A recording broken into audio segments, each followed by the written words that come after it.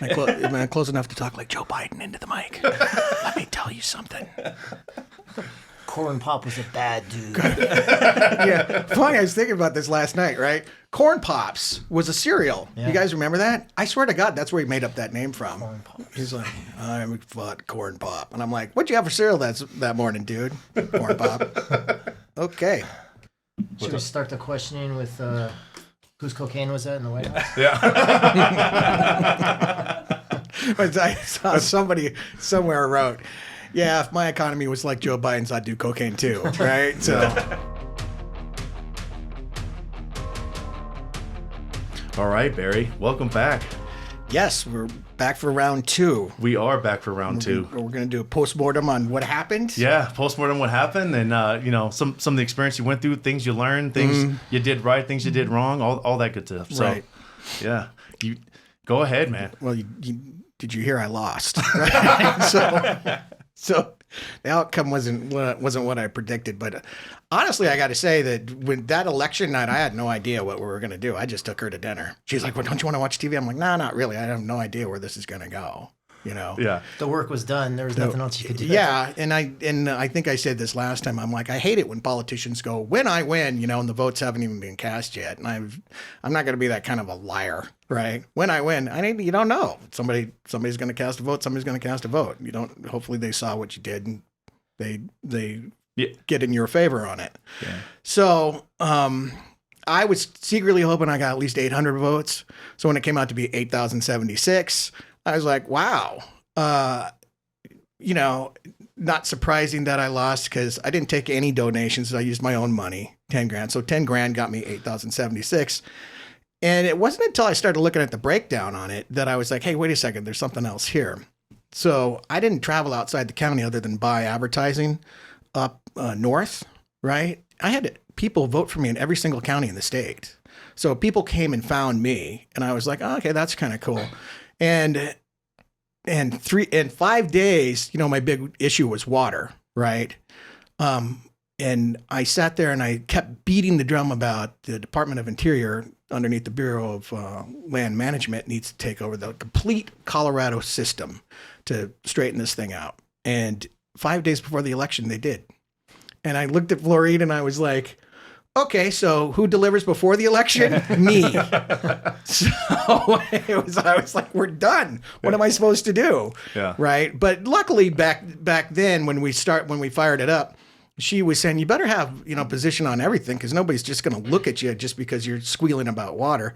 And so I came out with my website, right? Which was at the end of the day, just me going, look, I've thought about these issues. This is what I'd do if it was me. And pleasantly surprised when people started emailing. I got an email from a guy in Illinois, I believe, who said, I think they ought to take every single one of your positions and implement it in the government right now. And I was like, wow. I mean, I don't know who the guy was. Could have been an insane asylum. But, I like that. I got emails like that. Several, right?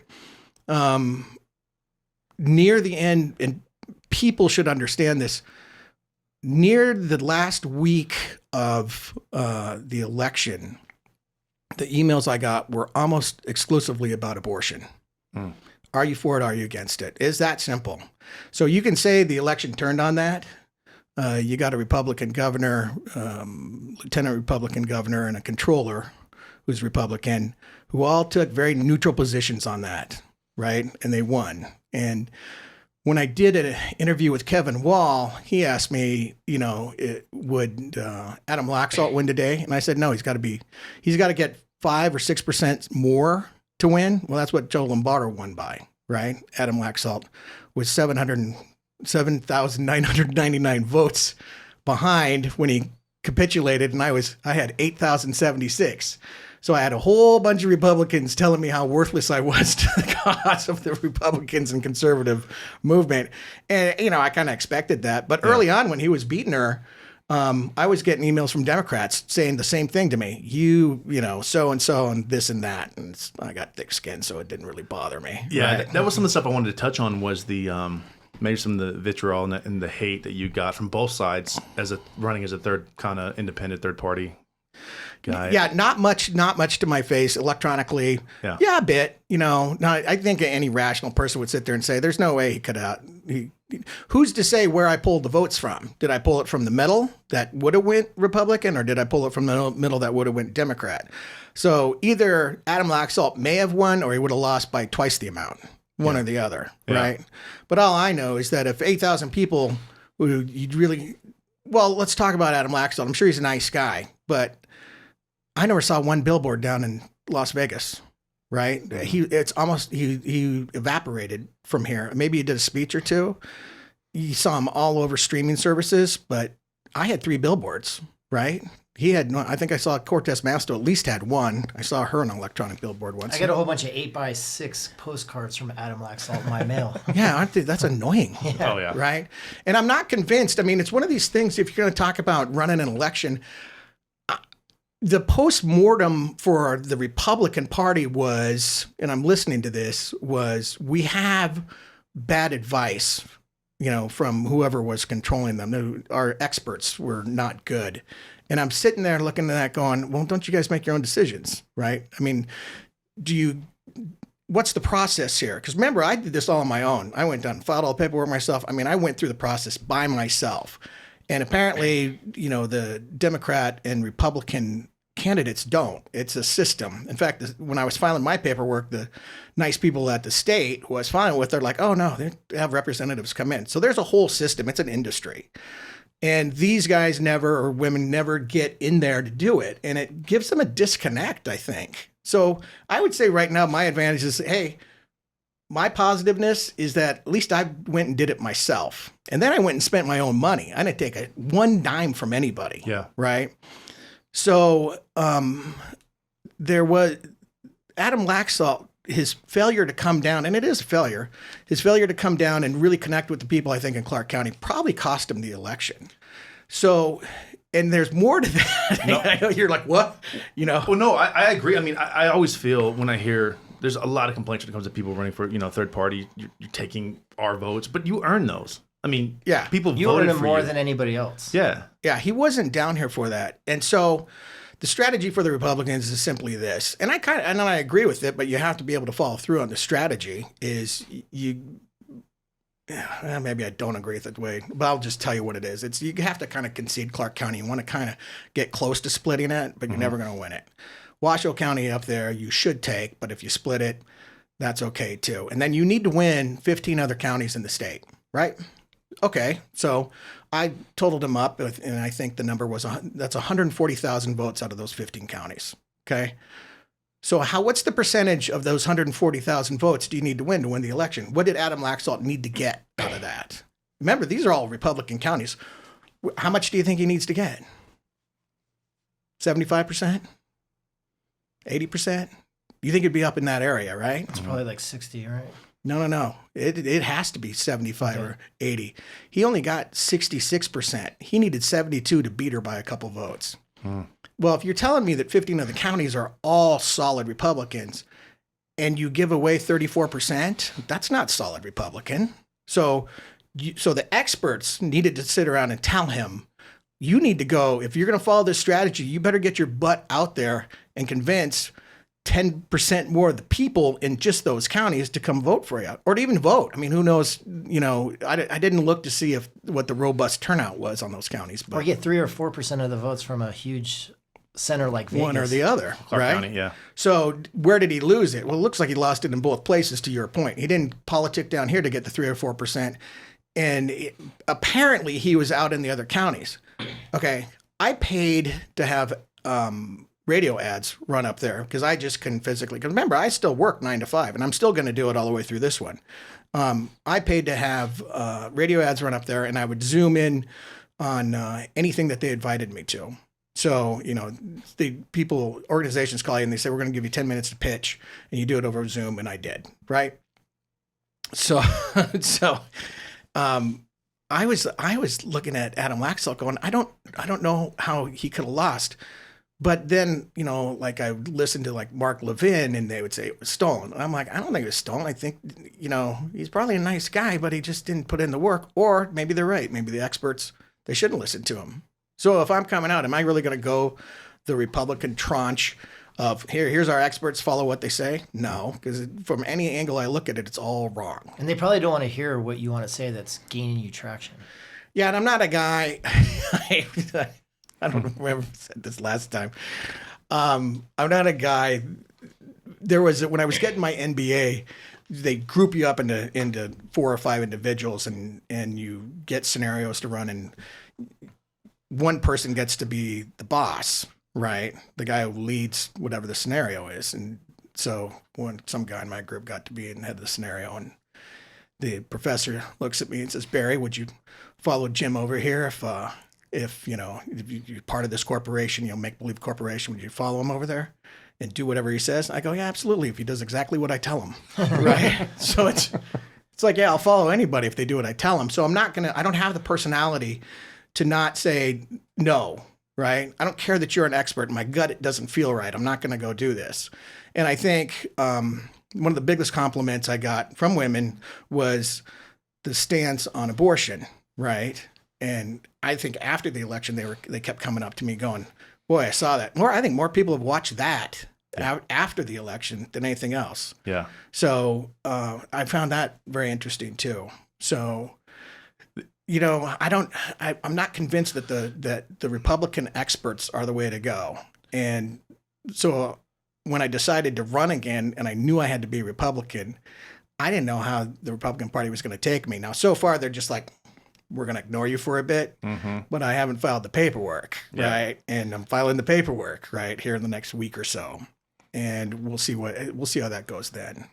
Jumping back a little bit, Barry, do you feel like you spent your money? Is there another way you wish you would have placed your money maybe on less ads or more ads or? Well, I wish I had more money, but it was a great learning process in the fact that I think I got a front row seat to what works, right? Yeah. I mean, I went and I got asked to National Underground Utility Contractors come give a 10-minute speech on who I was. I walked in when they had judges, people running for judge, people running for school council. There was like 20 of them. And then Sisolak was coming in to do his 10 minutes. Sisolak didn't show up till halfway through it. Showed up, took 40 minutes of air out of the room, talked about how how great he was during the pandemic and how he saved Nevada. And I get all these people sitting there, 20 of them, who are heads of the underground utility contractors, going, oh, yeah. And what had happened before he showed up, I was supposed to be like the fourth one to talk. And the guy running it says to me, hey, do you mind, waiting a couple turns because some of the people have obligation to go? And I just said, just make me last. I'll just go last. I don't want to fight. I don't want to do it. Just make me go last. So I'm standing next to Sisolak when he comes in, and that really hit me because you could just feel the political oil, drip off him. It was just like, and everything he was saying was like, dude, you're not saying anything that helps anybody here. You're just sitting there self-promoting yourself because, you took ivermectin out of the store, you took hydroxychloroquine out of the store, and you made everybody stay at home for a while. Now, Las Vegas is unique because Las Vegas will always have construction. So you kind of, maybe not everybody's employed in the underground business, but there's going to be a lot of people employed even during the rough time. So I think he was thinking he could just skate through that stuff. And then he got up and he left. And I wind up by being the last guy there. And the guy, and I can't remember his name, but he comes over to me, and you're supposed to send him a little bio on you so he can read it before he gets. I didn't. I'm like, look at my website. I don't care what you say about me. I'm going to get up there and tell him what I think. And he came over to me as the last person before me is finishing up, and he goes, hey, I want you to know something. I go, what? He goes, I went to your website like you can't believe. I went, oh, yeah, that's great. He goes, I think you're the guy. I was like, okay, I don't mind being the guy, right? And he said a few other things. It was very nice, right? And so now I'm feeling bad because I didn't send him a bio to say, right? And he stands up there, and for 5 to 10 minutes, he talks about, I've been to this guy's website, the way he works, he's the guy that was. What nobody in that room knew is that I began my business in Las Vegas in the underground utilities profession, right? Industry, right? And so when I stood up, I could speak their language. I'm like, let's talk about how much your pipe costs, right? Also, these guys are standing up, go, what? And I go, that line in your budget? Here, that sort of thing. But my whole point was, and I started out, I said, well, I'm glad the governor could visit us, but he's talking about what happened 18 months ago. I'm going to talk about what happened 18 months from now. And they all went, okay. And so I told them, I said, inflation's going to go skyrocket, right? You're going to lay people off. They probably have. You're not going to be able to buy as much. Your expenses are going to go up, right? And they're all looking at me like, oh my God, this guy actually kind of knows, right? And I'm sitting there. There's always one, there's always one turd in the crowd. There's one guy who's just like, how are you going to do it? How are you going to do it? And I was a bit of a smart ass at the time. I went, well, you have to elect me first, right? But, I told him, look, I went through, what you have to do. You have to stop spending, which you got irritated with me last time. Guess what the answer is? It's still the same. You have to cut taxes. You got to deregulate. You have to do all these things. These are time-proven methods to start solving the issues in the economy, right? And at the end of it, we shut down, and it was like everybody in there, but that one guy, because there's always going to be one guy that hates you, was like, oh, thanks for coming by. Thanks for coming by. I think I probably got 1,000 votes out of the utility contractors. So you have to one of you guys, I think it was you got to be in the boots on the ground. Boots on the ground, right? And I don't mean necessarily knocking on doors. You got to at least let people know I'm going to be here at this time. Come see me, right? So, yeah. So let's go ahead. One thing I was like, you got 8,000 votes by spending $10,000. Yeah. So the bigger candidates get 480. No, what was spent in that election was $90 million was spent by Adam Laxalt and the Republicans. $160 million, I want to say, was spent by Cortez. Look at your Masto. ROI. Yeah, I was gonna say. It cost me $1.15 a vote. So you give me $2.5 million, I'll wipe the slate. Right? I mean, it's kind of. And I'm kind of like, and people watched your stuff that you put up, right? I got 300,000 people. I wrote an article about water, which is still not happening, right? That got 300,000 views. Some service took it, added video to it, and stuck it out on the web. I didn't even know the service existed. Next thing you know, it's got 300,000 views on it. And it went a little bit north of that, right? Yeah. Say 350,000 in like 4 weeks. And I'm sitting there going, okay, maybe this electronic media is good to look at, right? Absolutely. So, yeah. So have you thought about maybe adding some modern techniques, like having obviously. What are you saying, Jason? I was come on, Bear. Come on. Well, I think it goes back to this. You don't know what you're doing until you do it.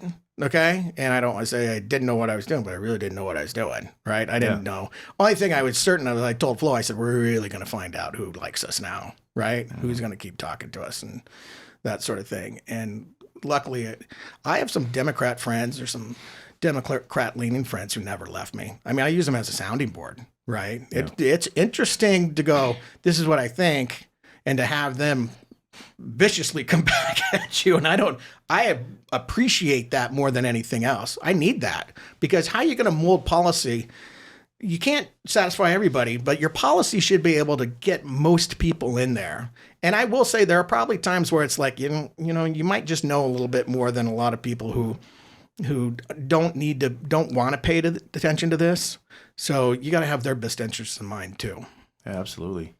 So speaking about your next go around, Barry, do you want to kind of talk about, what it is that you're running for, and kind of what's round two for Barry? Is the platform different this time around? Yeah. No, it's not. And I think this is a strength of mine. Not to promote another, he's not your competitor, but I was on with Kevin Wall, and so Wall had asked me a couple times, are you conservative? I go, I'm conservative. He says, if you actually got elected, who'd you caucus with? I said, Republicans, that sort of thing. And so at the end of it there, and he was very generous to me, because he was like, there's no way this guy's going to get elected. And I was like, he asked me, he says, how much of the vote do you think you're going to get? And I said, I don't know. I said, the whole thing is to chop it up into threes. Right, I get a third. It's gonna be a crapshoot, right? So I didn't quite get there, but he said if you were to run again, would you consider running Republican? And at the time I was like, it makes sense. I said, but here's the thing: the Republican Party's got to come my way. I said I can't go back then, and that was only almost a year ago. We did this almost a year ago, right? So it was less like, yeah. So I said, the Republican Party's got to come my way. And at that time I was like, I can't do it. I mean, I can't leave my positions, and I'm pretty staunch on stuff that I say. I mean, if something's absolutely wrong, I change, but I look at it now today and I'm like, no, I like what I said and I can stick to it. Well, it seems that the Republican Party is migrating. So she and I went, Florine. So I said, when we made the decision, well, let's just see if we can do this. Now, my experience with the Republican Party, was when I was 18, 1988, or 84, in Little Bighorn, Wyoming. I went down when I turned 18 and registered for the draft and marked Republican, and came back a few months later and struck it for Ronald Reagan. And then in 88, George H.W. Bush gets up there, and I marched down there and changed it to nonpartisan or independent at the time. And I decided to vote for whoever I want from there. So I've never been a Democrat, right? So before we decided to run, we went to a few of the Republican gatherings, holiday gatherings, I think it was. And we walked in and we're listening to people, and they're on the mic screaming, we're suing each other, because the Republican Party in Clark County is fractured, right? Blah, blah, blah, blah, blah. And I'm like, oh my God. I mean, we need leadership here, guys. Nothing's going to get done with I mean, it's, and I don't know what the genesis of it was, and I didn't know, but I know that if you want to get anything done, that you can't take the approach of, oh, I'm going to sue somebody, or I'm going to do this, do that. It just never works, right? So they're going to lose again. And I'm like, eh. And Adam Laxalt, to me, was the guy that somebody knocked on his door and said, hey, pay you to run. Okay. A puppet. Yeah. A few strings or a hand inserted somewhere, right? Yeah. So, and I don't mean to bash Adam Laxalt. I'm sure he's a nice guy, but, so this time around we go there, and I walk in where they were gathering, and I sit down, and I had already signed up and said I was going to be Republican, but whether I was going to run or not was still debatable. And I walk in, and one of the Republican candidates in some position, who I won't say, she was up there screaming at him, we've all got to get together. I mean, this was it. I'm like sitting there with her going, will you guys just stop? I mean, come on. We're all, even within your party, you're going to have different viewpoints, okay?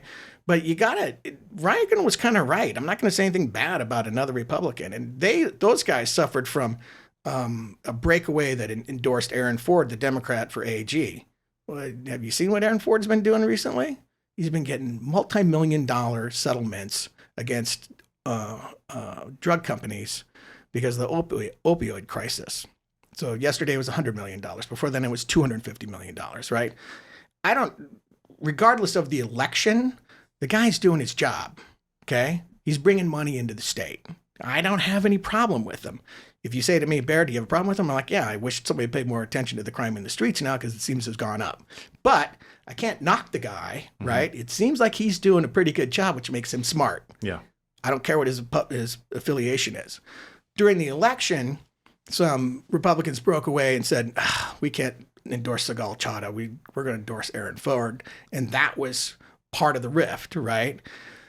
Republicans lose all the elections, underneath, except for Lombardo and the two other guys, Stavros and the other guy. And they apparently, thank God I wasn't there. I kind of wish I was there to see this. So they all have a gathering, right? And this came out over the radio. I'm listening to 8:40 a.m., whoever that guy is.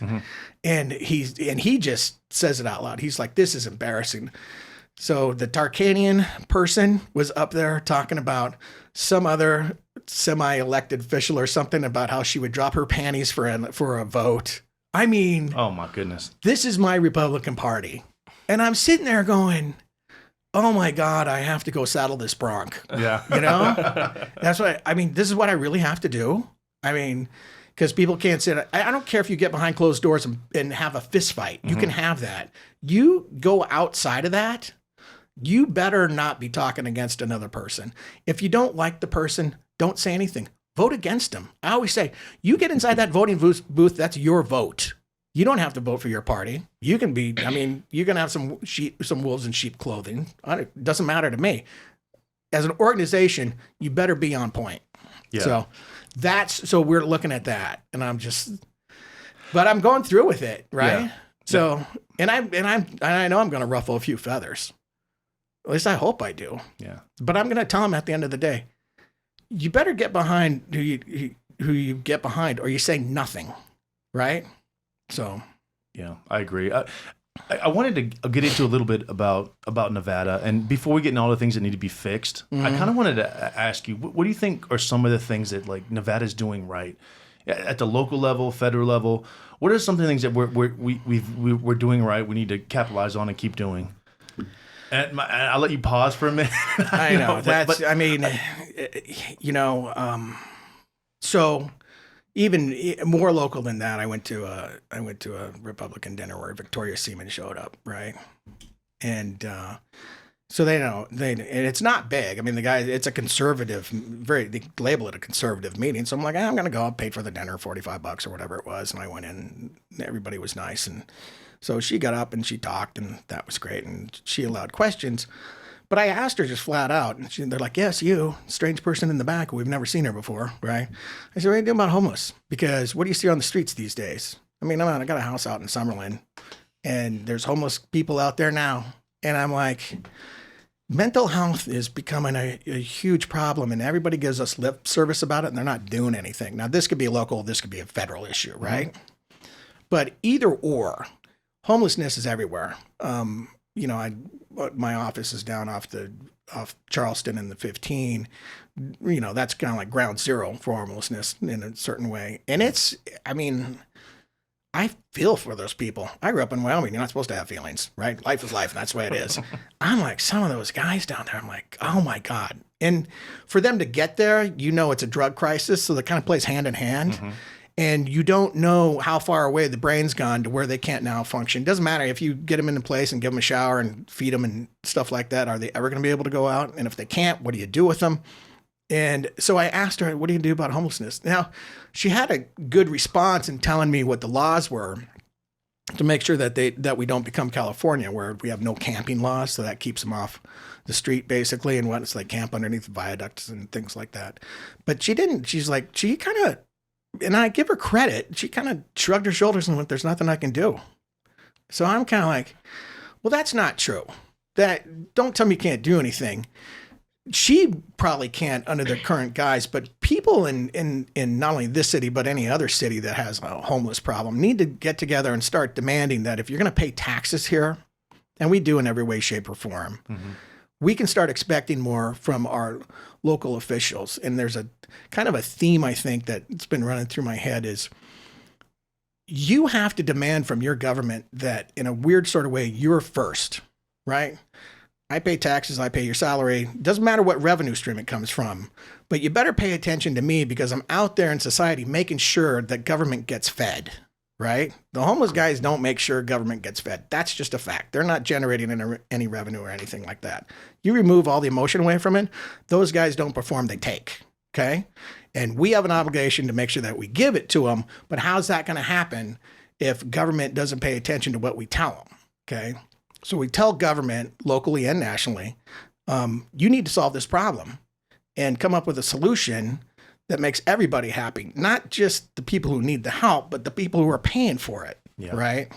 So somehow, some way, and I haven't figured this out yet because I haven't spent a whole bunch of brain power on it, but somehow, some way, you need to enact laws and take seriously mental health and what you're going to do with them. And I use this example.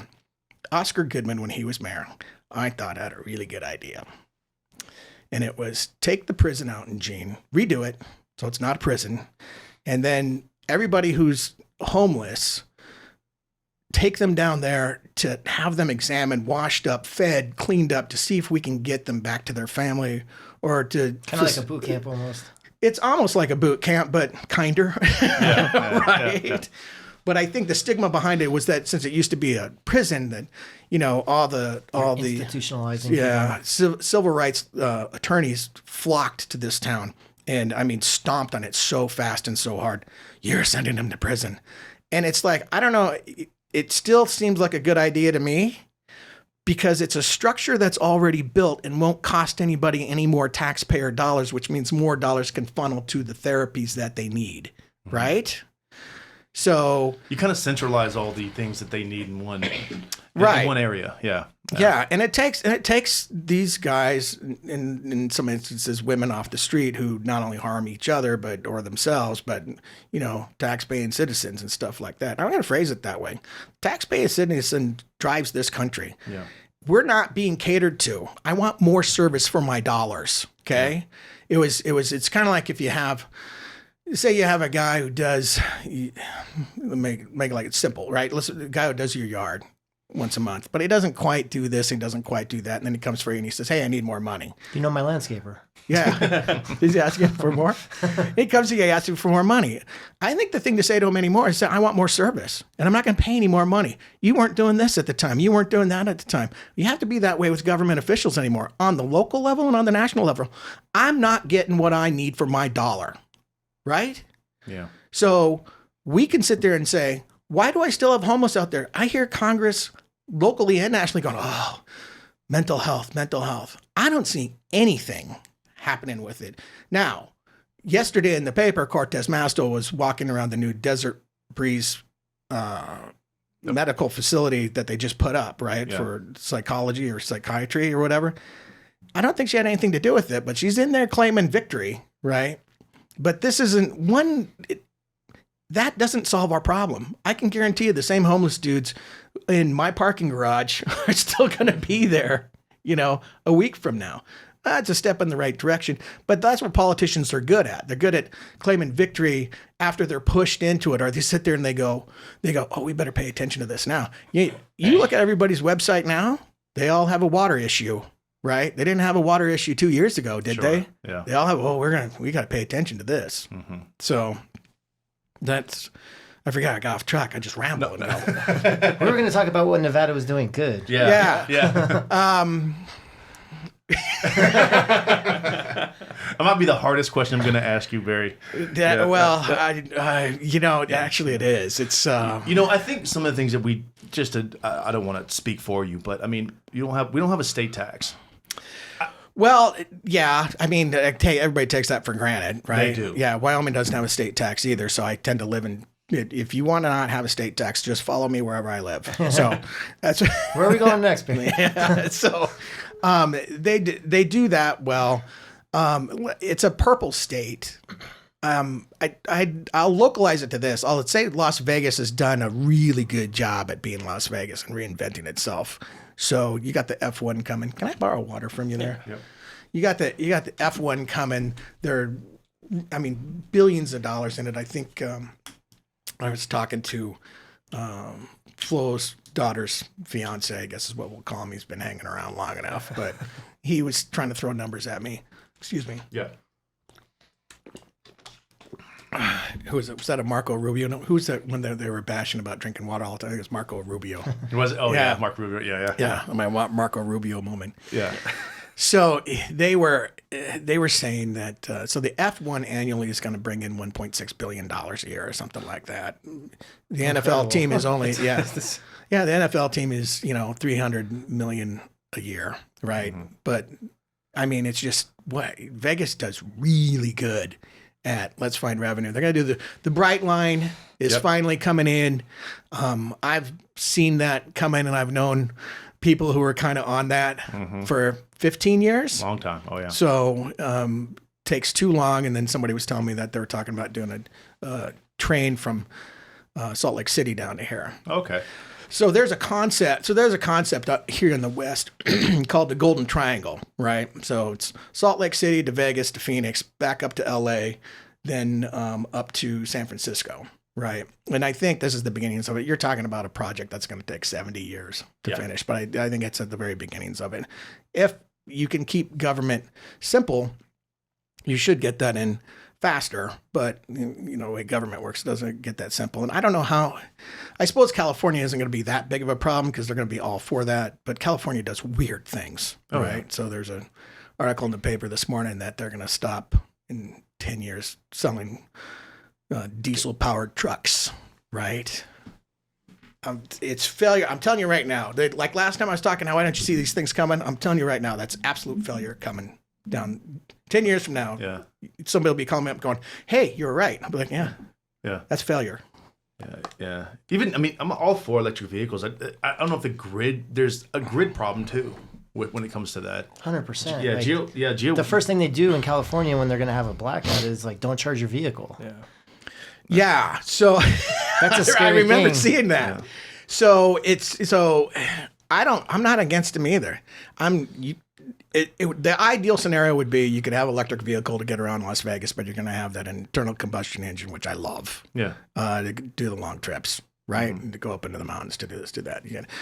Right now the electric powered truck, like a Ford equivalent to like a Ford F-150, just is garbage, right? And going back to what I said last time is, why are we giving up on technology for the internal combustion engine? I don't know. Every year they make emissions less and less and less. And the hybrids are great. I'm not bashing them, but use them for what they're for. Yeah. It's Well, I think the technology has to come a lot further, just based on what it takes to create the batteries for an electric car. But no one's pulling and Barry's right though. No one's pulling a fifth wheel behind some electric truck. No, they've right? tested them; they don't work. But on the battery technology side, right? There's minimal storage capacity as far as battery goes. There was in the paper yesterday. I was reading this, or where was I reading it? Texas, right? Went big on wind and solar, and somebody was trumpeting yesterday about notice how they don't have the brownouts and the blackouts that they did in the last 2 years and things like that, right? Yeah. Well, it's because their storage capacity is more and stuff like that. Well, their storage capacity is still garbage, right? Just maybe the weather's not quite as bad or whatnot, but they're hitting, we're not halfway through the summer. They're just starting to hit their big heat wave. But it brings up this thing of storage capacity for electricity. You don't have ample storage capacity for electricity. To remind everybody who's watching this that the electrical grid is like the arteries in your veins. When your heart stops pumping, the veins collapse. Okay. When the sun goes down, the electricity collapses. When it stops blowing, the electricity collapses, which is why you need hydro, which we're in danger of losing. Mm-hmm. And you need the coal fire power plants and the natural gas. And you need to relook at nuclear. Yeah, and when you plug your electric vehicle in, it's not like you're not getting that from some magical sunshine. No. I mean, that is plugging right into the same grid that you would. Yep. Yeah, you're getting that power from, what is it? 67% of our power comes from natural gas here. I mean that's. I don't know what the percentages are, but the last time we did this, renewables like wind and solar were only going to ever be 20% ever. Yeah, 20%. And my comment was, well, okay, I accept that. So let's run the world like it's only going to be 20%, right? Yeah. I mean, but they're not doing that. So, this is going to get me into that Inflation Reduction Act, and I had a 4-letter word in front of me. Yeah. So I read the Inflation Reduction Act, some parts a little more than others, and I got to the green energy part of it, right? Yeah. And this is kind of the crux of what I'm beginning to realize is the way Democrats and Republicans think. And Joe Biden and his cronies put out the Inflation Reduction Act, and inside of it is their green energy policy where they need to reduce emissions by 2035, right?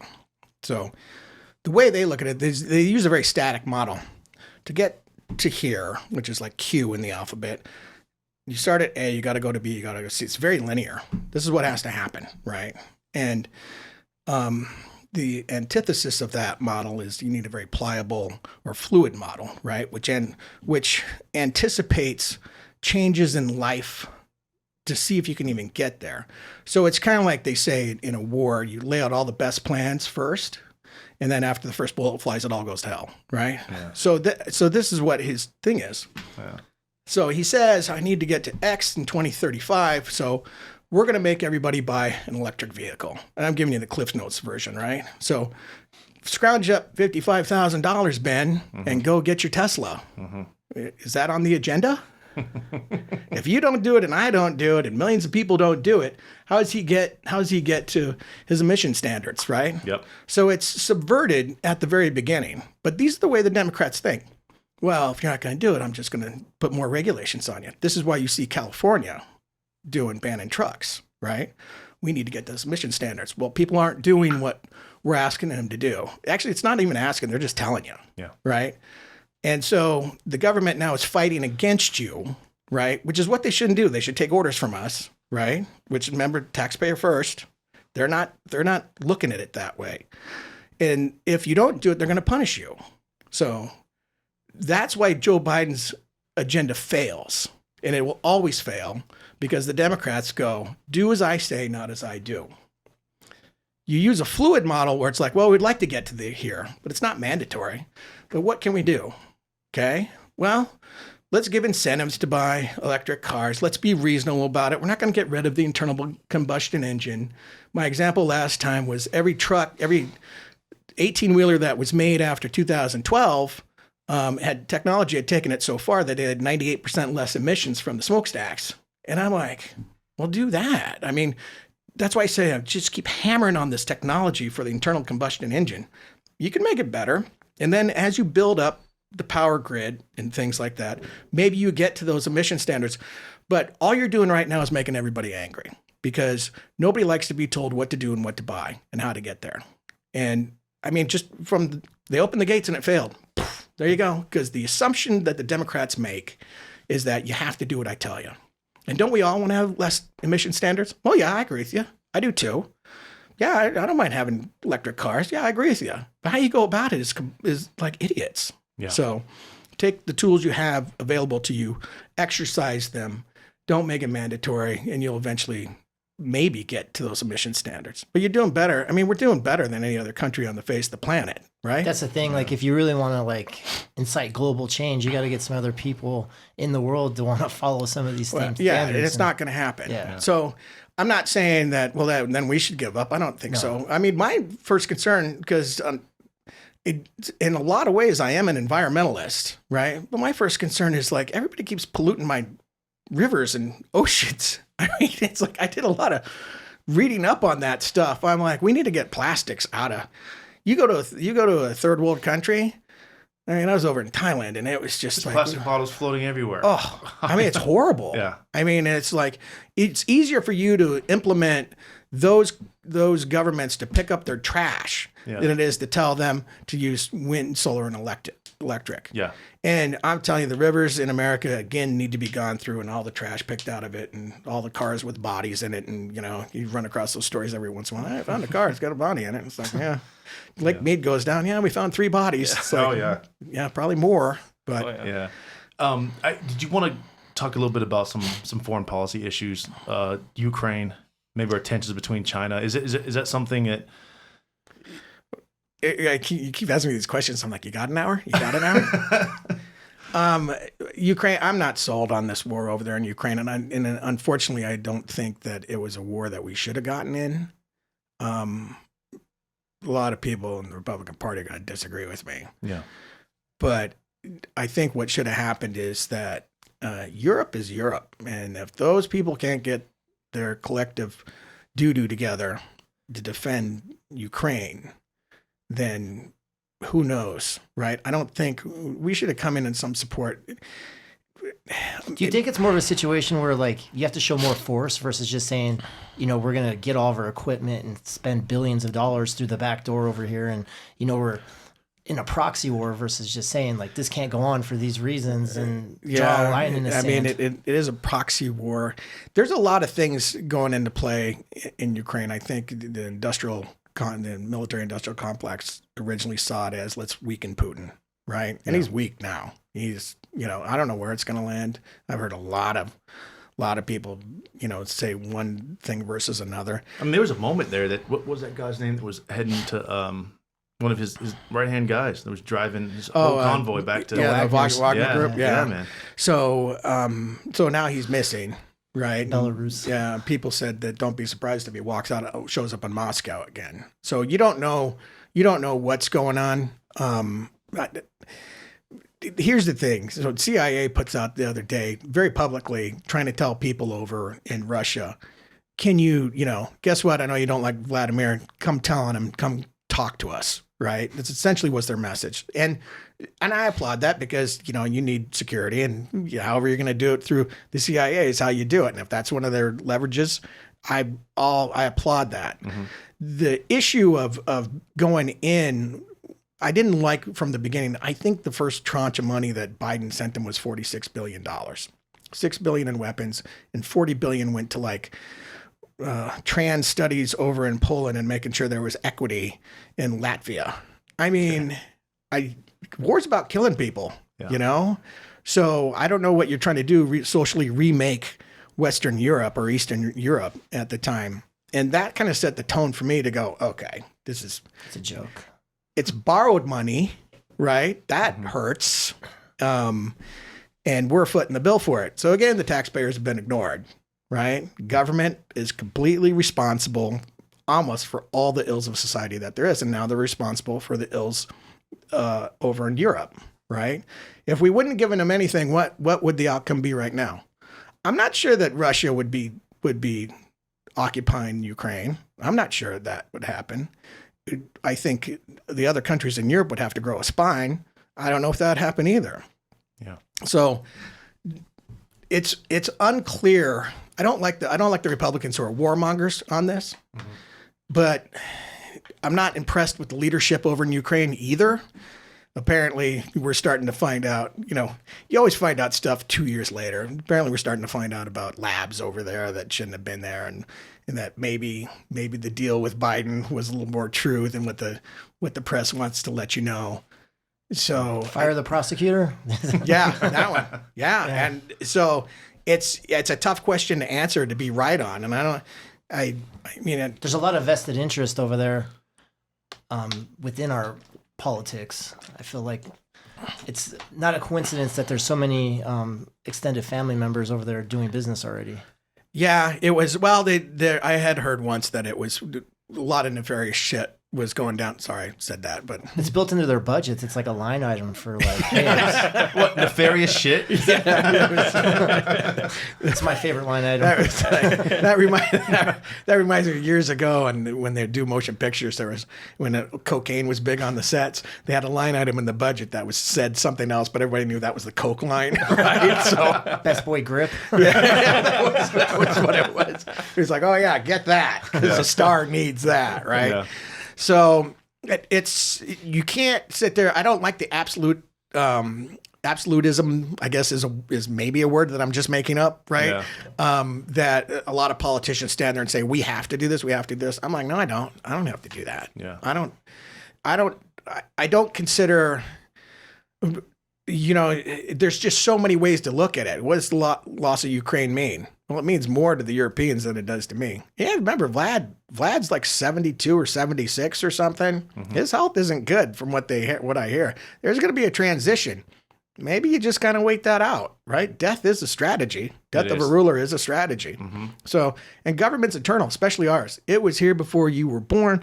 It's going to be here after, right? Mm-hmm. So, maybe we don't go rush into war anymore because you're just one step away from sending troops over. And sorry. Yeah. No. And we do war really good. We have honed it and perfected it better than anybody else. I remember 91, first Gulf War, right? Schwarzkopf is head of all the so I read his autobiography. It's fantastic. Oh, I bet. Right? Yeah. And so they conquered Iraq in 3 days, and they only stopped because George H. didn't have the cojones to go all the way. I watched it late night on CNN. It was awesome.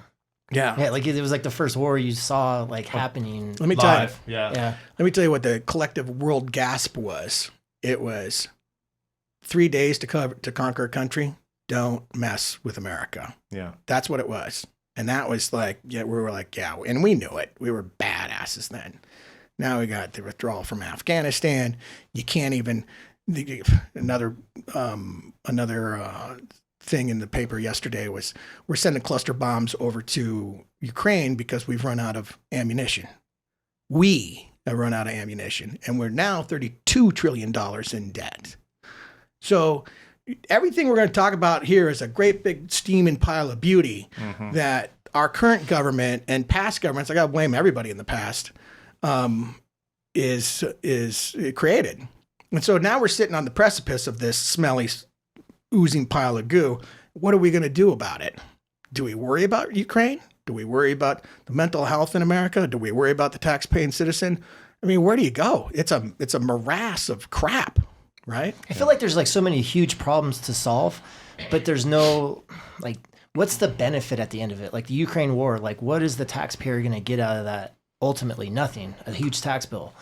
I feel like this is an unpopular opinion, I'm sure, but please share. In the history of the world, war has always been a way to make somebody that doesn't agree with you assimilate, or you want something that somebody else has. Well, so the nature of war years ago was all about property. You needed to cover land and the resources, right? So that's what it was. But it's not so much of that anymore. I think with Putin, I would think, and I could be wrong on this, that you're looking at coal mines, you're looking at mines, you're looking at natural resources. If he got them, he'd make more money. And I think maybe at the base of his thinking, that's what it was. That's the honeypot of the area, right? So, and he doesn't care who he kills to get it. It's all about the ruble, right?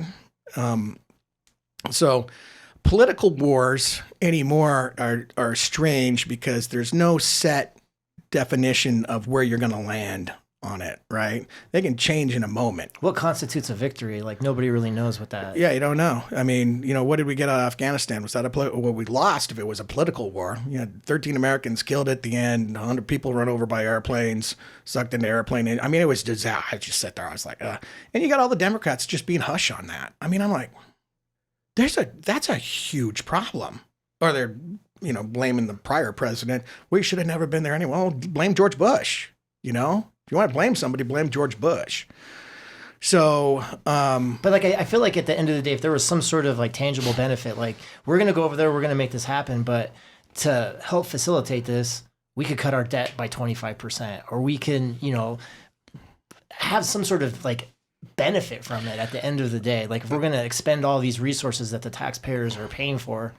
Well, it's history use the term tangible benefit. So let's talk about the tangible benefits of the current wars, right? So there is none. Let's talk about Afghanistan. So there was one, but they tried to prop up, stability in the world because, if you leave someplace, you leave a void. What fills the void? Well, you don't know.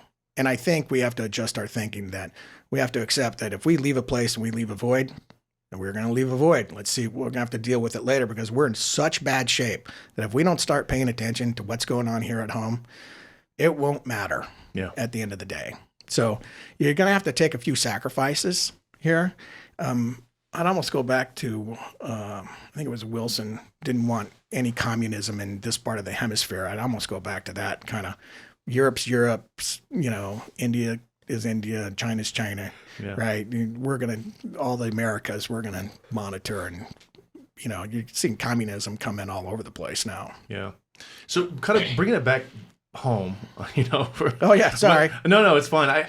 What's your take on the border? I mean, the border issue, is there an issue? I mean, what? You got 2 hours for that one? Yeah. So, yeah. Go ahead, my original thing was just close it, and now it's just close it and keep it closed. Right. So back in April, I'm more furious about the border now, and they've stopped reporting on it. So back in April, I think it was April 26th, the Senate had a hearing on migrants coming across the border who were children. They're missing 85,000 of them. The gal who was reporting on it, her last name is Rodas, I think. Mm-hmm. Pretty sure. And essentially what she said was all these kids are being trafficked. We're responsible for that. Okay. It's more than that. It is. Mm-hmm. Right. At this moment, we had a short interruption. Please excuse the jump as we resume the conversation. All right. So the border, right. So it's like I said, it was a congressional subcommittee, I think. So Rodas testifies that she's trying to find all these kids who came across and they're all disappeared. Okay. The belief is, because if they knew where they were, they'd know for sure. The belief is they're all being sexually trafficked. And it was some stunning comment like in a month. And I don't want to quote that, but I want to put it that way, right? Because we don't even know who's coming across the border now. I've heard 10 million. I've heard 2 million. We know it's in the millions. Women are being trafficked. Ben Berquam, who takes his video camera down and goes through the jungles and stuff like that, finds condoms on the ground and all this other type of stuff. So, it's probably the worst of the worst in modern age that's going on down there. Then I can't even believe I'm going to say this. This made me so angry. And Florian and I are about ready to go to bed. She gets on her phone and she's scrolling through whatever she was that night. And she reads to me aloud a report that, a 9-year-old girl was found at the border, rescued, had been raped, and they took DNA samples. She had 67 or 68 different DNA samples inside her.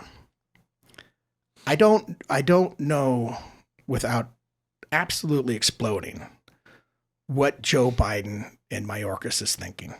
It's better that they stay wherever they are and live that life and try to change the government down there than come this way. It just is, And I've said this before.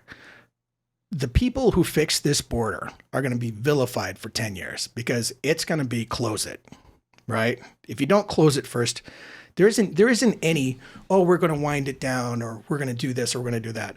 You have to put up the wall. You have to make a statement to the world that this isn't happening anymore, right? And I thought when Trump says, hey, we're going to classify these cartels as terrorist organizations, I kind of was like, but I hear these things and I'm kind of like, I don't mind, right? Because what alternative do you have? I don't know the alternative. Mexican government doesn't work with you. They take advantage of you. Don't tell me that you're friends with them. You can do deals with them when you threaten them. So they're like a cartel themselves. So they learn from the best. Well, yeah. Well, they're owned by them, right? Yeah. So, and everybody up here wants to solve problems because, and this is Joe Biden's idiocy. He thinks when you come to a table like this and you say, I want this and I want this, that those things are going to be agreed upon and managed that way when you leave the table. That's not the way it works with these countries. They're like, what are they going to give us? And then they leave and they go do what they want. So let's start treating them like we know what they're going to do, which is what they want. Okay. I would tell Mexico, guess what? If you got a terrorist hiding down there, we got the technology to get them. We're going to get them. Yeah. And you're going to have to tolerate it, right? If you tell them up front, because really, we finally got Osama, right? We didn't ask permission. We just went and did it. They were angry. Pakistan was angry. So what? What are you going to do about it? Yeah. So there needs to be a little bit of arrogance with America when it comes to protecting its people. As in, what are you going to do about it? I'm going to go protect my people. Same thing with China. You want to talk about China? China puts the base drug in tankers or airplanes and ships them over to Mexico. They process it there and they bring it back. Mm-hmm. I would tell China, if I suspect that there's any of those drugs on any boat or anything, I'm pulling it over and you're not getting it back when I find them, right? So you have to, sometimes, getting real stiff and mean works. Yeah. And why wouldn't these guys understand anything but that? We keep thinking that everybody comes to the table with our morals and values. They don't. They're autocrats, and that's the best way to put it, right?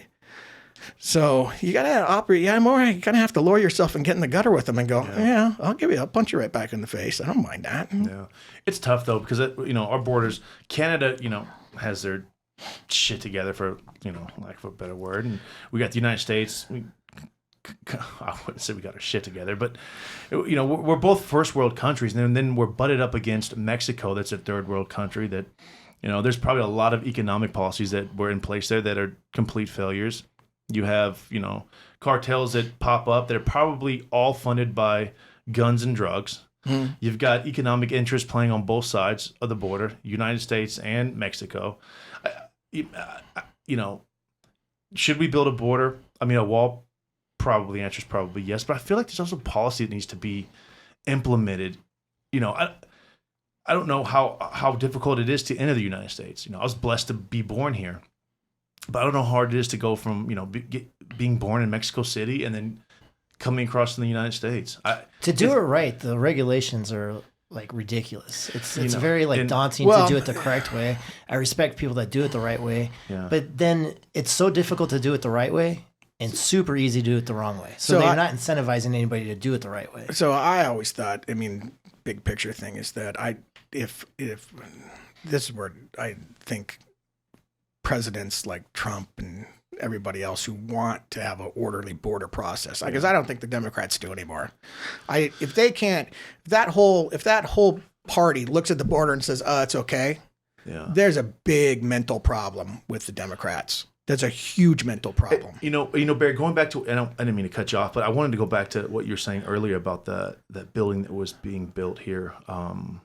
Was it a mental health building or something? And then Desert Breeze, yeah. And everybody just walked, and she walked around it, and everyone was like getting their pats on the back. Right. And I feel like that would probably happen with the wall. You complete the wall, and everyone's gonna be like, "Okay, great, everything's great, and we did it." And like, I don't know if that is gonna solve the issue.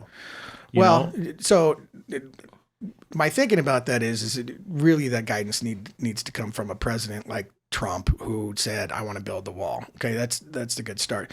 But when you really want to get stuff done, it goes back to my conversation about leverage, right? Mm-hmm. So, let's get in the little machine and go forward. Say Barry Lindemann's president, and then we have the wall where it's at right now. I wouldn't sign any budget until they got the wall and immigration settled to such a degree where I'm satisfied with it. Yeah. Right. You use your leverage, because people only squeal when they run out of money, right? People only squeal when you run out of money. And then Trump didn't have the kahunas when he faced off with Nancy Pelosi to hold out. They remember they couldn't get a budget deal done. She was going to go on a trip, got on the bus. Trump was like, "I control the bus. You don't get the bus." Remember that? Mm-hmm. And I think that set the tone, because she was angry after that. So then they stared at each other to try to get the budget resolved. And he's like, "I won't do it. I won't do it. I won't do it." And portions of the government started shutting down, right? Which means portions of the economy kind of start shutting down. Yeah. I'm like, hang in there.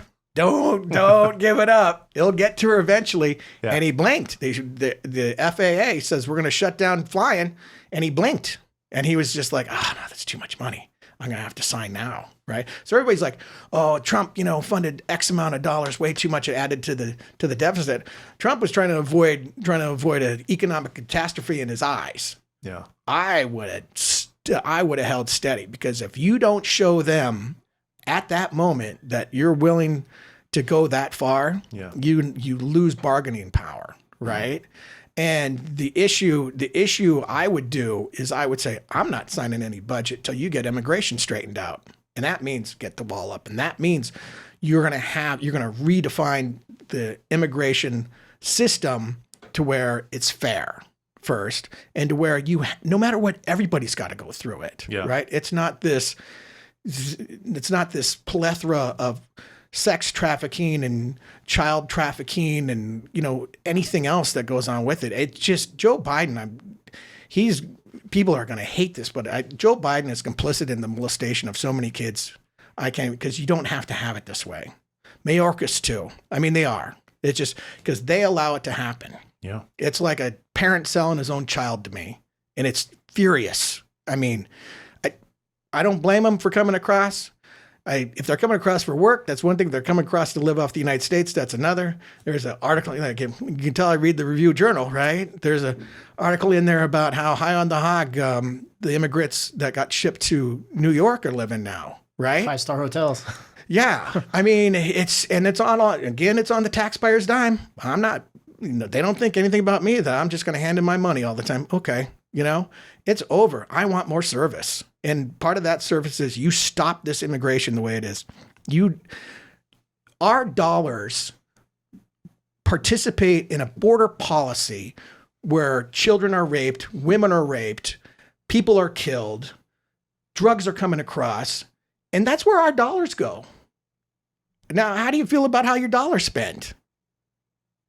I mean, it's infuriating. And this is why I say it's a mental defect in the Democrat Party. Oh, no, border's okay. No, it's not. Stop it. We're not this stupid. I mean, being American used to mean something, and it still means something to me, and it's not what I see out there in my government right now. Yeah. Yeah. I almost hate to ask this question, and I don't mean to belittle this question. Do. Because we're sitting here talking about foreign policy, domestic policy, border situation, right? But what is there any concern about the culture war that's happening here in the United States? I mean, Got another 2 hours? Good God. I don't mean it in a way that, because to people it matters, you know. I'm sure. I mean, but it almost feels like there's so much a priority list that gets that the things need to get done. I mean, it's not number one. And here's the thing: is so I'm a white guy, right? Yeah, and I'll just say it. It's like white people are not supposed to have room to breathe on any of these subjects, right? Because a lot of this culture war is the way people live or the color of people's skins, right? And so I'm just going to say it. I get it, right?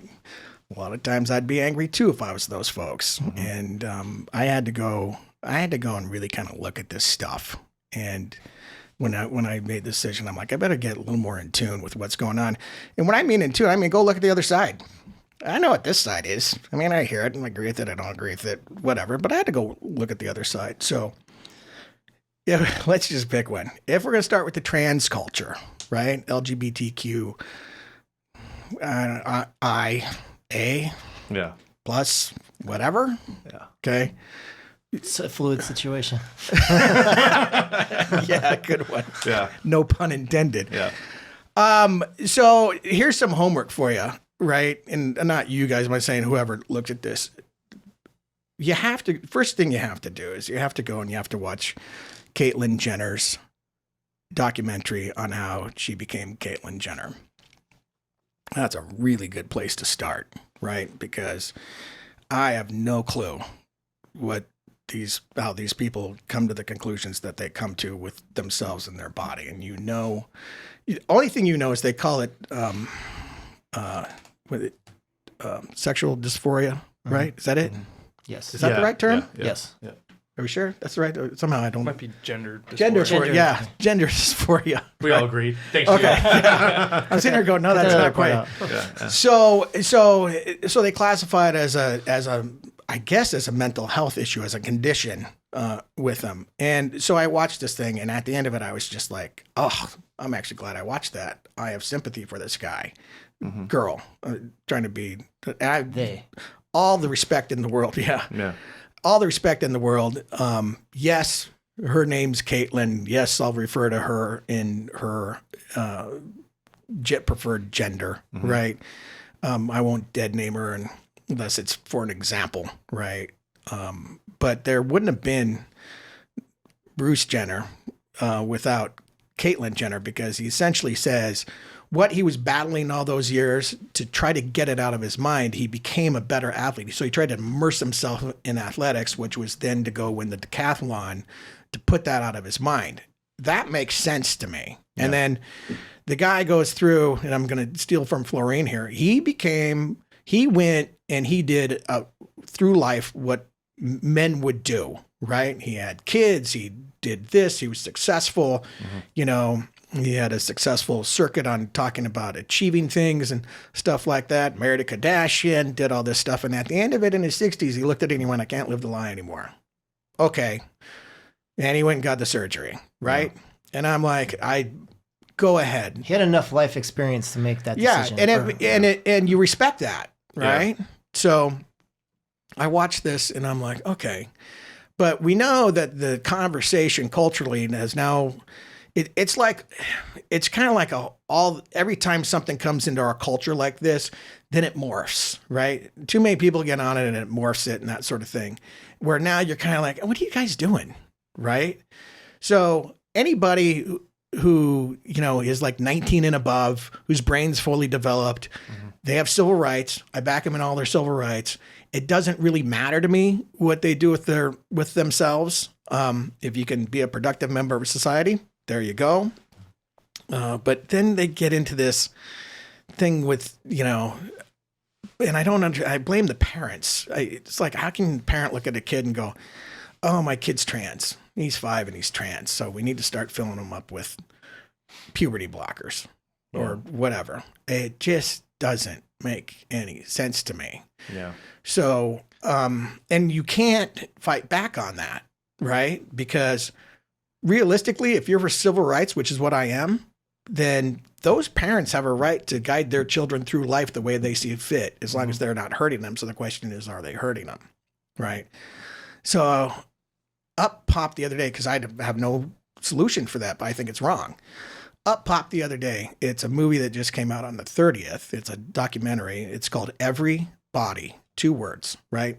And I haven't seen it yet, so that's my disclaimer. But when you look at the promotion for it, it's about intersex people who are born with either ambiguous genitalia or 2 sexes inside their body or that sort of thing. And typically what happens is when the baby's born and you have this situation, the doctors and the parents right there decide it's going to be a boy or a girl, and they do the operations young on. They try to raise them that way. Well, they get a few wrong, right?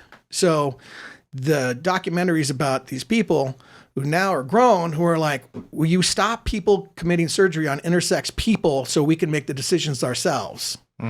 That is the real life world experience of why you shouldn't say my kid's trans. We need to start pumping them full of puberty blockers and get them a sex change at 16 and raising them in a culture where you're telling them they're something that they're not. Yeah. Okay. Yeah. So I don't know how you actually, I don't know if fighting it's the right word, but I do know this. And this is a few things. I have a problem with psychologists and psychiatrists who evaluate these folks, particularly if they're kids, and recommend this. And again, it's civil liberties. How do you go back and tell the parents you're raising your kid wrong? You're a bad parent, that sort of thing, right? And so I decided, I'm like, look, if you're going to have a profession that advocates for this, somebody at such a young age, then they have to carry a certain amount of insurance for their life, right? That ensures that if that kid ever turns around, even in their 40s, and says, why'd you do this to me, like the intersex people did, that they can sue not only their parents, but every single physician, PhD on the planet who was involved in making them the way they are currently. Yeah. So that's my take on that. And there was something else I wanted to say. Have you seen Matt Walsh's documentary that he did called What is a Woman? I saw skiffs of it. I didn't see the whole thing. I just haven't. Pretty interesting. I saw some of his interviews, and I'm like, I saw the psychiatrist in there who was like, this is all a bunch of made up garbage, right? And then I saw the pediatrician who was like, oh no, they are trans at the age of 3, and I'm like, who thinks this way, right? Nothing's wrong. The Hippocratic Oath says, do no harm. Well, you're not harming anybody if you don't do anything. So let them grow up. Let them make their own choice. And I'm still missing something. And there's something I want to say about this, but I can't. It's not coming to me. It was interesting to me that the majority of the people that do end up, like, unfortunately committing suicide or hurting themselves, typically do it 9 to 10 years after transition.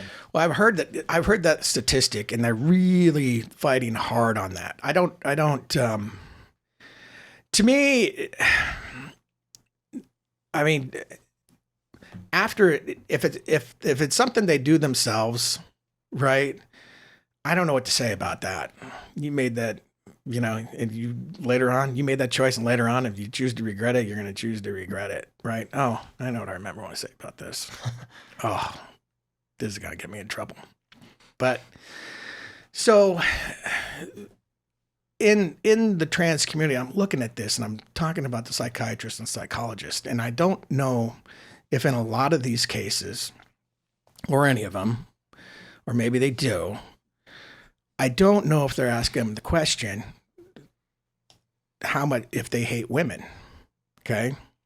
I think that's integral to the process, and here's why. So if somebody goes and takes a woman's spot on a team, if a man goes and takes a woman's spot on a team and takes her medals and takes her endorsements and takes the money that she can make and essentially just takes her position, right, in life, what do you call that man? You call him a misogynist. It's the worst kind of man there ever is. Hates women and is sexist, right? And it seems to me that some of these trans people are getting in just to do that. So the question has to be asked, and it doesn't seem like they're all about being a woman, right? Which they need to transition to be a woman. It seems like they're just getting in to go, oh, look, I can go do this, which means they hate women. And I don't know if the psychologists or the psychiatrists are asking them that. And really asking, I mean, like going through it, is there something buried, seated deep within the mental makeup of you that is just a loathing of women? I mean, the gender dysphoria definition is a loathing of one's, sex, right? So that's why some guys have it removed and women have what they call the top surgery and whatnot. I mean, is there a loathing of women deep-seated hidden underneath there? Because intellectually, you would think that the minute a guy says I'm trans and he grows his hair long and wears makeup and says, oh, I want to go run in that race, but I'm going to run against the women. You're not being competitive. You're just slapping women down again. Yeah. It's a punch right to the suffragette movement, right? And it's like, yeah. I mean, we nervously laugh about it because we know that people want to rise up against you when you start saying stuff like this. But really look at it because I don't know any other reason. Like take the swimmer, what's her name? Leah Thompson. Yeah. So you look at the races she swam. She got in there and she won her 200 meter, whatever it was. It killed everybody. And then I think she dogged it to come in second and third place on the other ones, right? If you look at it, she's not trying as hard as she used to be, right? And I think mentally that was like, I better not show off too much, right? So it's like the kid with the superpower. It's like you want to just win just by that much, not by lengths, right? And then I think he threw a few races, right? Oh no, women can beat me. I'm like, the antithesis of that, there's a super flyweight boxer out there who's trans man, who's won 3 fights, right? Mm-hmm. These are extreme outlier examples, okay? You can have them, you can reference them, you can do whatever you want. I'm talking about right in the middle where most of them land. Yeah. Some guy went and ran in the New York City Marathon, I think, as a trans woman, and then went back to England and ran as a dude. Yeah. And I'm like, the weightlifters down in Australia, I mean, just blowing records out of the water, stealing their money, because that's what it is. It's theft. Stealing their money, stealing the accolades, doing all this. And nobody's standing up for naturally born women. I mean, correcting myself, right? Can't say real women. I have to say naturally born women. Yeah. I will. Okay. And I'm a little angry at naturally born women because they're not standing up for themselves. Yeah. You can't sit there and tell me you want something and then not go fight for it. Yeah. Okay, I'll do it. Because you know why? Because that's what the man's job is to do, is to go protect. And there's this feeling now, I think, that's starting to come through the country that men need to start protecting naturally born women. It's kind of like I've been sitting there waiting for them to all stand. And a few of them have, and they're being vilified, and they're being called nasty names and stuff like that. I'm all for them. I don't care. Yeah. I'm all for them. And it's no disrespect to the trans community. I'm saying the trans community has a problem that they need to address. And if they can't intellectually sit there and say, look, we can be women, because that's what they want to say, all in everything but athletics, because chances are we're going to smash records, right? Mm-hmm. And they hate that because that's where they have to admit that, well, maybe they're not women. Yeah. Yeah. So they got a problem on their hands. And I have a ton of empathy for, even the parents, the kids, anything that comes with, something that they're struggling with. But on the other hand, and the reason I was hesitant to ask that question on the culture wars is, it's tough. It's as white guys, it's men on this side, because you're already hetero men, because you're already vilified. Yeah, and my point, exactly, and I think I wanted to say, because life is already hard. Yeah, life is like, and when you're young, and these are the issues that are being brought up when you're 5, 6. I mean, when you're 18, you're gonna have to go there in the real world and work. It's hard to make $1. It's hard to become successful. It's very difficult. And, just stacking the odds against them. In my life, I worked very hard before I started making real money in this world. And I got, caught a break here, did that. But, it's very difficult to do that. And there's so many other things that I think that you need to figure out first in this life. I mean, go to college, there's, healthcare, there's, where do you go to school? I mean, there's so many things, and to be a successful person and a happy person in this world. And the reason I struggle with bringing that up, because I know it's concerning to those people, but God damn, man, life is going to hit you in the face when you're in your 20s and 30s. Yeah, I mean, it does. I mean, it's almost more important when you're younger to make sure you make correct choices then, because you're going to stack the odds against you if you make a bad choice. Yeah, man. You put yourself back years when you're young if you're not paying attention. Yeah, and I get what's his name when he came out, Bruce Jenner. Yeah. He came out when he came out when he was 60. He's in his 60s. But right? God, he was success. How much money did he have when he came out? Well, no. Was he gonna get? Was he? He wasn't. He was already set up. He's gonna be fine. I mean, yeah. To Flo's point, he had lived his life as a man. Well, I have to retract that. I apologize, Caitlin. Yeah. No, I do. Seriously, you watch that thing, you're like, okay, I get it. You can have whatever you want there, Caitlin. Right? Yeah. It's fine. But yeah, you're just echoing what Flo said. It's like the guy went and Caitlin went and tried to be the best man that she could. Mm-hmm. And in her 60s, she was like, I can't do it. Yeah. All right. You have, I'm not judging you, and however you want me to refer to you. And again, it goes back to, okay, I understand that these people have these issues, and now it's being hijacked. Right. Yeah. And that's why I'm saying, Caitlyn Jenner actually had a good comment on the Leah Thomas thing when it first came out. He says it's not her fault. And he's right on this. It's the NCAA's fault. It's these organizations that go, yep, that's no problem. They're women. All to avoid any kind of backlash of being transphobic. And it's like, and luckily I think I'm old enough that if somebody's to scream at me, you're a transphobic, I'll be like, what does that mean? I mean, I don't know what to tell you what that means. Transphobic, right? If you tell me I hate all trans people, you're lying, right? But, that's what you try to do to shut people up. Yeah. So I feel the same way. And I feel like I'm getting worked up on this, but I just feel like most people in the country, I mean, they're 2-3 paychecks away from living on the street. Yeah. I mean, we're worried about this. Yeah. Right? I mean, that's most people, man.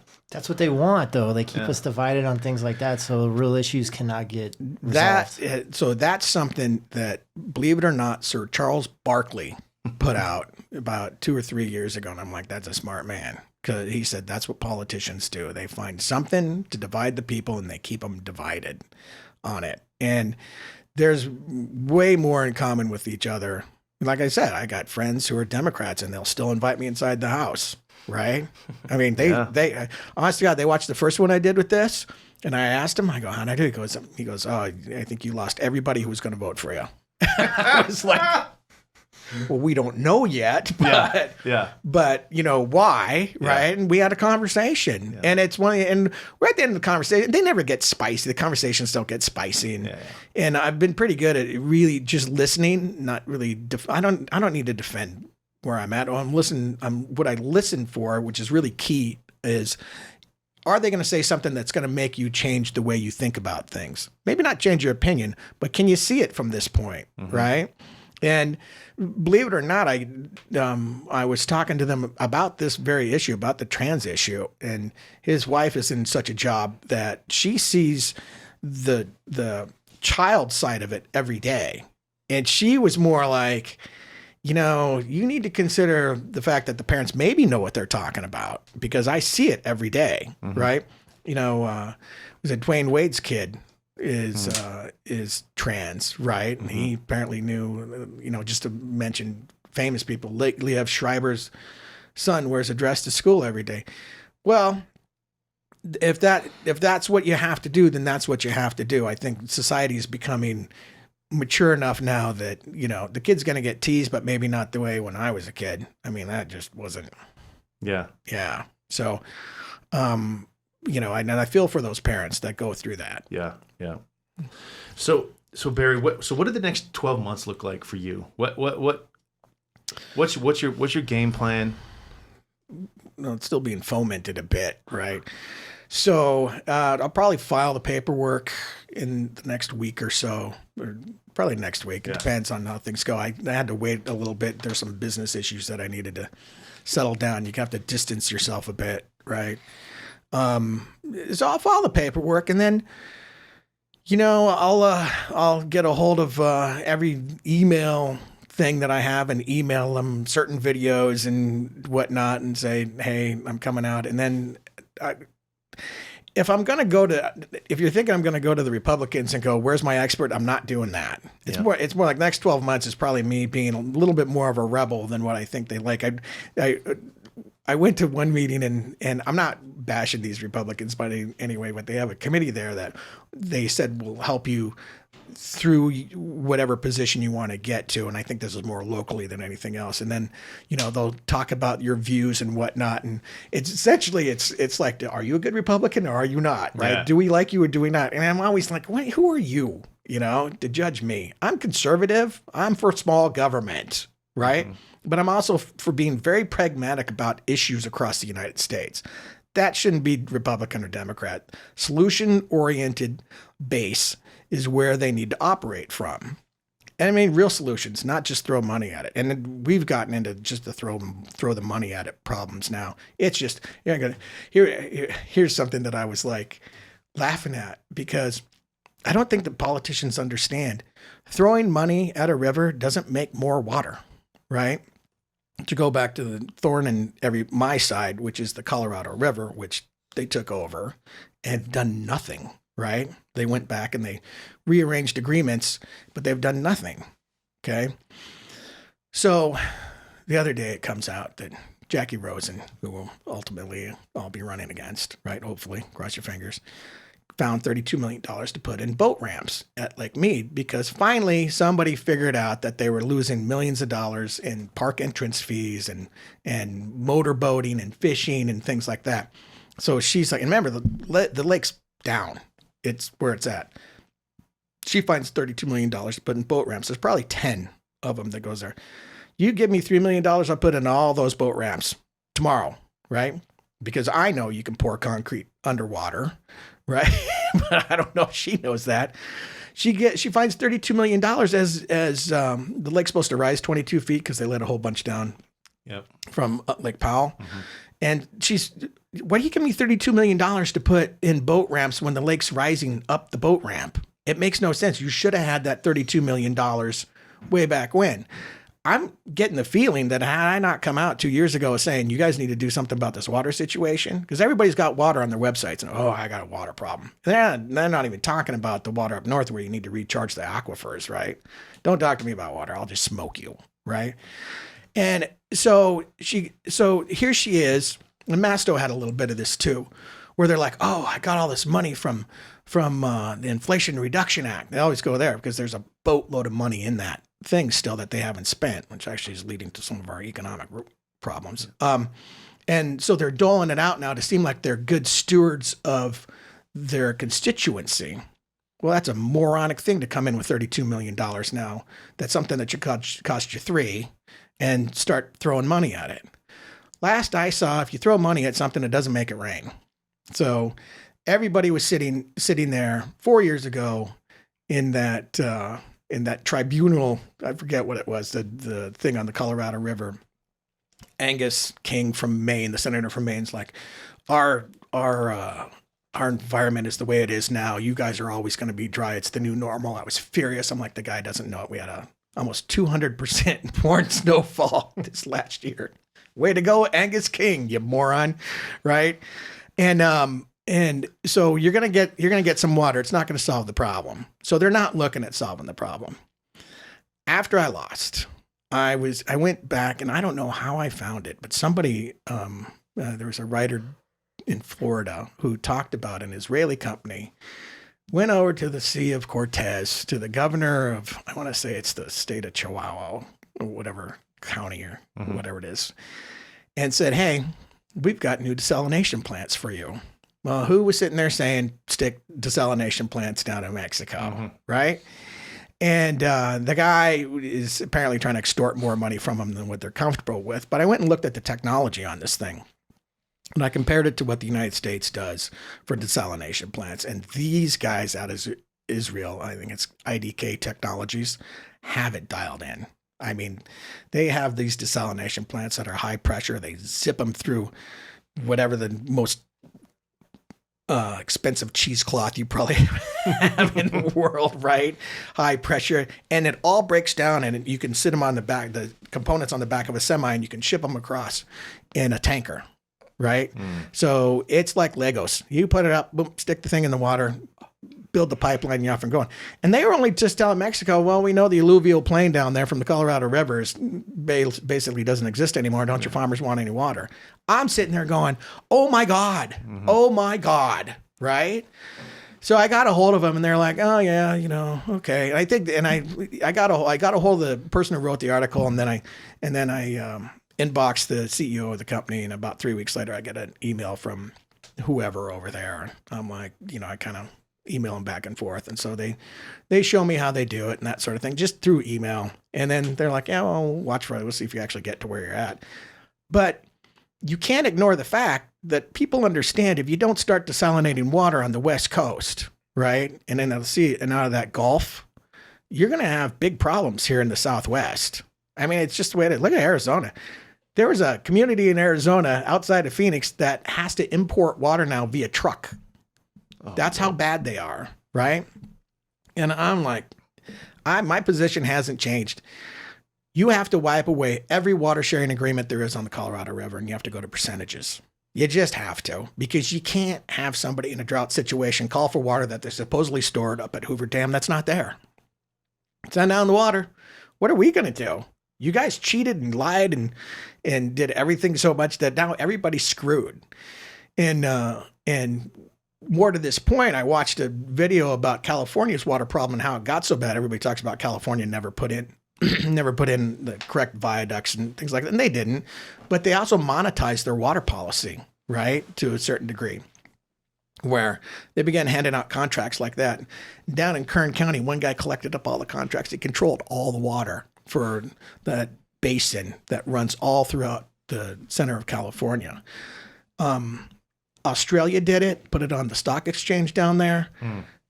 All small farmers sold their water shares, went broke. So it's like anything else. So you can't do it. You can't monetize your water policy like that. You can't put it as a commodity. You can't do that. So I'm just like, percentage. That's where you have to go. And you can't allow them to sell it. You fill up every single dam, which you can, and then whatever comes after that, or get up to 75% full, 75 to 100% full. And then after that, you share in the drought and you share it in the excess every single year. And it seems simple. I know it's more complex than that, but if you don't start there with a very basic understanding of how to manage your resources, you're going to go down. How do we get on that? I got angry about that. No. Is there anything else, Barry, that you want to discuss here? Or is there something else that you want to?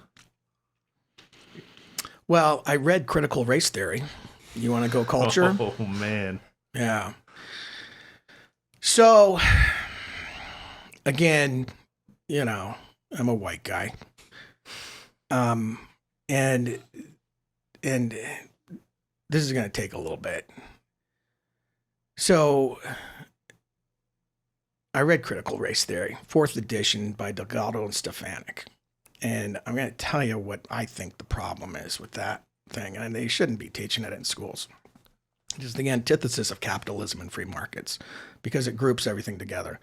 It puts in groups to hate each other. And we were talking about what politicians do to keep in power is they divide everybody and make them hate each other. This book just basically does it. And I have to tell you, I read it over a weekend and I had to fight to stay awake, right? It just was such garbage to me. And I knew if I didn't go and read the genesis of this book and these ideas that you wouldn't really understand it. You know, everybody uses it now as, no, this is, I've told that this is, I don't think it is. Wherever it's being taught, I don't know. But there's this panic about it being taught. I don't think it's quite as great as what it should be. Mm-hmm. But it definitely is nothing that anybody should rely upon. And I thought about it, And I'm looking at the authors of it, and I'm looking, the genesis of it was this guy, Derek Bell, I think he's a doctor, back in the 50s. He comes up with this idea. And it kind of gets a little bit of life in the 60s, right? And it kind of goes away for a while. And then now it's emerged as this great book from Joseph Stefanik, and I forget the name of his wife, or Joseph Delgado and his wife, Stefanik, I forget what she is. Okay, so they're 83 years old, right? This is key. What was happening in the 60s is not what's happening today, okay? Ideas and perspectives of what happened in the 50s and 60s and maybe a little bit of 70s is not the way it is today. And that's what they're pushing. And it's kind of weird because I look at that and I'm like, that's just wrong. And I look at people like Joe Biden, Nancy Pelosi, Chuck Schumer. They're all from the 60s, right? Hillary Clinton, they're all from the 60s. Hillary Clinton wrote that book, It Takes a Village, right? And critical race theory to me was kind of the same in that you want to slough off your responsibility. I'm talking about It Takes a Village. You want to slough off your responsibility for raising your kid to the community. No, that's your kid. You don't get the silver liberties to manage your family if you're sloughing it off on the community, right? And it's kind of critical race theory to me was kind of like the same thing where, these groups of people are like, these people are bad. You need to do this. You need to do that. Let's all get together. Commune sort of living. Well, everybody knows that basically somebody runs the commune. They tend to be the better compensated for it no matter what. So it doesn't work from the beginning. Yeah. And it was just, I was like, I really got sleepy while reading it. It was horrible, right? And so it's a concept that I think is outdated. I think if anybody takes it seriously and has it in school, you're doing nothing but punishing your children, because I think I found the term individualism in there once and they had to vomit it on the page. They do not like manifest destiny. They do not like hard work gets you somewhere. They do not like pulling yourself up from your bootstraps. They're telling everybody who's not white is a victim, right? And I know a lot of people who are not white who I don't consider victims. And I see a lot of people on TV who are not white who, trust me, make billions and billions of dollars, right? Mm-hmm. So we are not the 60s. And it seems to me overall that these people in charge these days who are from the 60s, who came of age in the 60s, right? Biden got into Congress in 72. Yeah. Still throw on us this commune idea where it should be more like, we have free markets, go out there and do it. We're going to try to help you get into the free market. Instead, that's not what they're peddling. And I think we're suffering subtly underneath that thinking, right? Yeah. Kind of old ideas. Mm-hmm. Yeah. Old ideas that weren't adopted when they were new, and now they're trying to push it on you. They didn't, and that's an important point. They didn't stick there, right? They didn't stick. I mean, I can't say it's meritless. It probably has a few merits in it, but I can't say it's meritless. I'm just saying it's wrong to be teaching it right now. So, and again, it was one of these things where, you're reading the foreword, you're reading the preface. I need another bottle of water because I'm talking so much. Hang on. So you're reading the foreword, you're reading the preface, and it's an idea now that they bragged about themselves at the beginning, where they're like, "Oh, we've been so successful," because apparently they did get into some schools and things like that. Yeah, we've been so successful that other groups have now adopted our thinking, and they were like, the trans community has adopted it. Some whatever other communities there are. Hold on. Yeah. Okay, so I said the trans community adopted it, and I'm kind of like, so here we go again. Here's an idea that has now been co-opted by many other factions, and it just, dissolves what maybe it was intended to be because so many people get on it, right? Yeah. Just to flip back to the trans community, there's a guy who writes a column, Andrew Sullivan. He's gay, right? About a year and a half ago, he comes out and he's trying to make the point that, hey, I'm looking at this trans community, and he writes this article. I'm looking at the trans community, and I'm not quite sure it's in line with LGB, right? He's like, we're kind of this way. I'm a gay man. I like being a gay man, yada, yada, yada, yada. And he got excoriated for it. This guy's a big liberal. I haven't heard anything from him since. So, but where that cause first started is now being taken over by a very fringe. That's the very point, right?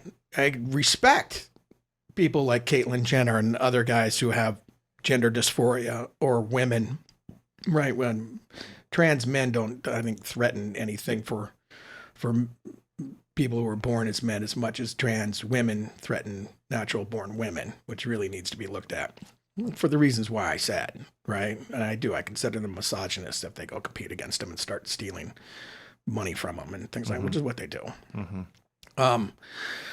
So critical race theory is now being co-opted the same way. Whatever group there is out there that can take these victimization ideas and apply it to their group, they're championing it. They call themselves CRICs, CRIQ, right? So I'm trans crick, I'm whatever crick, everybody's a crick, right? And I was like, this is weird, right? There's just no, hey, get your butt out there, work as hard as you can, show up for work, do what you can, make the relationships you need to make, and you'll be okay. And unfortunately, for a lot of people who have this idea that no, the capitalist system and the free market system is just for white people, it can't say that anymore. Per capita income, Asians make more than white people. Per capita income, people from the continent of India make more than white people. Same system, same free markets. What's the difference? They're better educated than white people. They work harder than white people. I had a friend in London years ago who said to me, and this is years ago, they got an influx of Pakistanis, right? Before the war, before any of that. And he's like, because they're socialists over there. Brits hate those Pakis. They call them Pakis, right? I'm telling a story. I'm not, using that term if somebody's going to get upset. Oh, we hate those Pakis. I go, why? He goes, they buy these corner grocery stores, or corner bodegas, I guess they call them in New York, and they work all the time. Well, I grew up on a ranch. I'm like, and? What do you mean? They work Sunday? Oh, yeah, they work Sunday. I go, oh my God. You're outworking you? Is that what you're saying? Yeah, What's happening here? Is that what's happening? Uh-huh. Yeah, and they're taking all our money. I'm like, oh, okay. So they're using what little capitalistic society and free markets that you have to make a life for themselves. They see opportunity. Yeah. And we've gotten away from that, a lot in the United States. And I told my 18-year-old who's sitting behind me once a few years ago, I said this to him, and I think it might have actually affected him, though he won't admit it, is he was talking about what he's going to do, and he's giving me that snotty 14, 15-year-old retort, right? I want to punch him, but I can't because I'd go to jail, right? And I said, well, I'm not going to worry about you. You'll be working for a first-generation immigrant. And he's like, what? You don't have to drive. You don't even have the work ethic to do it, right? You don't even know what you do. You just talk shit all day and blah, blah, blah, blah, blah, blah. I said, those folks coming over from the Asian countries, those folks coming from the Middle East, those folks coming from India, I go, they don't care about you. They don't care that you're male. They don't care that you're white. They don't care anything. If you're going to give them $1, they're going to take it. I said, and they're going to outwork you every day that they can, and they're going to get smarter than you, and they're going to do whatever they need to do to be successful in this country because they come from nothing. Well, he's got his head turned around now, right? Yeah. So, and it was a bit of a process, but he gets it now. He's like, I told him you're going to shed some of your friends in high school and stuff like that. He has. He's like, he gets it, And if kids in the United States don't understand this concept that we are an immigrant nation, and we should be, right? But don't think they're just coming over here to do your garden or clean your house. No. They're coming over here to take your job, and you should actually accept the fact that the competition's coming in. Yeah. So when I was telling you about that statistic about per capita income, I call it the most racist chart there ever was, because when they showed the chart, it was for Asians, it was a yellow line. For whites, it was a white line. Oh, man. I was like, this is the most racist chart ever.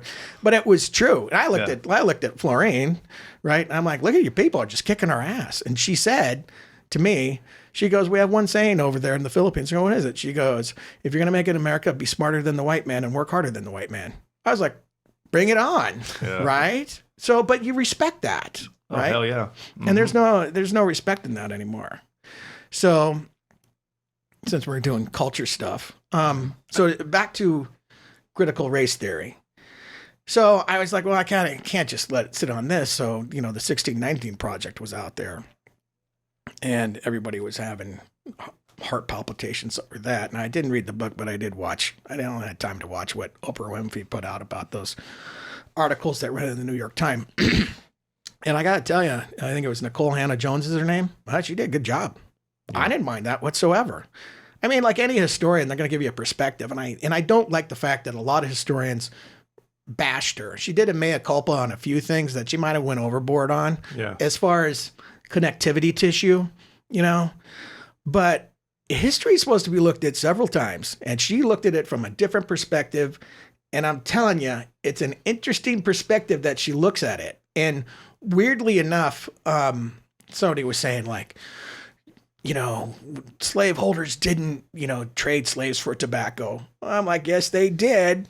Milton Friedman backs her up on that. It was the basis of an economy, right? Mm-hmm.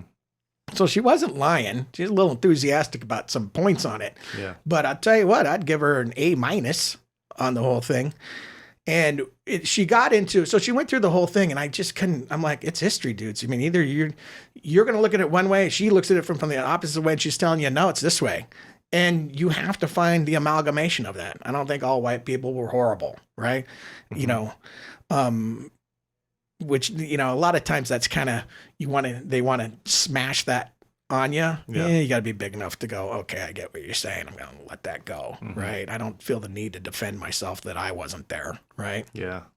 But she gets down to the end, and in their last two episodes, they attack capitalism, and, the economy wouldn't be there but for slavery. That's what people really have a problem with. The economy wouldn't be there but for slavery, and yada, yada, yada. And I'm like, they don't, it kind of didn't sit all that well with me. Mm-hmm. And then the episode after that, she's talking to her professor she was in his class 30 years ago, and they finally get down to the subject of reparations. And, he said something that I've actually kind of mimicked in my conversations with you. If the government does it, the government has to take responsibility for it. And it's like, yeah, you do. And I don't think a lot of white people in particular quite understand the issue of slavery. It's like, yeah, we freed them in the 13th, 14th, and 15th Amendment, and then they're supposed to be free, right? Okay. And they were, except for 2 years later, the government comes back and starts imposing restrictions on their freedom as far as business goes, just to make it, forever. You can't go out and earn a living the way you're supposed to earn. You're shoved into a sharecropping attitude because it's an agrarian society. You don't make any money. You can't create generational wealth. Mm-hmm. You have to, you're not allowed to be on the sidewalk. I mean, that's not freedom. Yeah, Jim Crow, man in the South, all that kind of stuff. Yeah, I think Biden was down there signing that, right? Wasn't he? He's that old. I just remember him going, Jim Crow 2.0. It's like, you're a moron. Yeah. Mark Twain had a great quote about arguing with stupid people. He said, don't ever argue with stupid people. They'll drag you down to their level and beat you with experience. Right. Right. Yeah. Mm-hmm. So I'm at the end of it. I'm listening to it, and so they get in the topic of reparations, and so now as I'm watching and listening to this, and she's done an excellent job. Don't agree with all of it, but I agree with about 95% of it. Right. What's going on in California with Greasy Gavin Newsom is, as a feel-good thing, he puts together that committee to go, let's study reparations. They come out with $5 million a person and, pay us now sort of thing. Mm-hmm. And I'm like, oh, I wonder what this number is going to be. And the guy comes out, who she's talking to, one of her old professors. She goes, well, how much is the amount? He goes, $14.6 trillion. Okay. And he goes, there's these are not my numbers, these are his. He says there's 42 million blacks in the United States right now. 40 million of them are eligible for this money. It winds up by being $357,000 per person, and that'll pay for reparations. And I'm like, okay, I got numbers, right? So, first, the government could, if they all got checking accounts, you could wire it to them the next day. What's going to happen? Inflation goes hyper, the money's worth nothing, and you'll have paid them in nothing, right? So I'm sitting there going, I don't know, $32 trillion in debt. I bet we get another $1 trillion on that thing before the next presidential election, which is a whole nother conversation. How are you going to afford to pay $14.6 trillion? Number doesn't. You just move the decimal points over. That's what the Federal Reserve does. They just move it over. Yeah. Yeah, and it seems like they don't. I mean, I would say if you had to put another $14.6 trillion on the U.S. federal deficit, nobody knows what would happen, but there would be some kind of collapse, right? Mm-hmm. There would be some kind of collapse. So you have to. So I ruminated on this a bit, and I was like, okay, so they have to take payments. How are we going to find $14.6 trillion when we're at $32 trillion in the deficit? Mm-hmm. So I remembered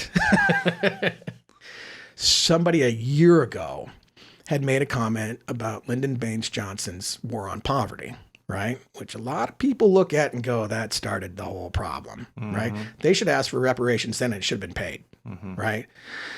But we're years removed from that. And the comment was, and I don't remember, it was on a Twitter account or something. The comment was, Lyndon Baines Johnson signed the war on poverty on this date, and we've put $24 trillion to it today. And what's it like? Baltimore's still a trash city.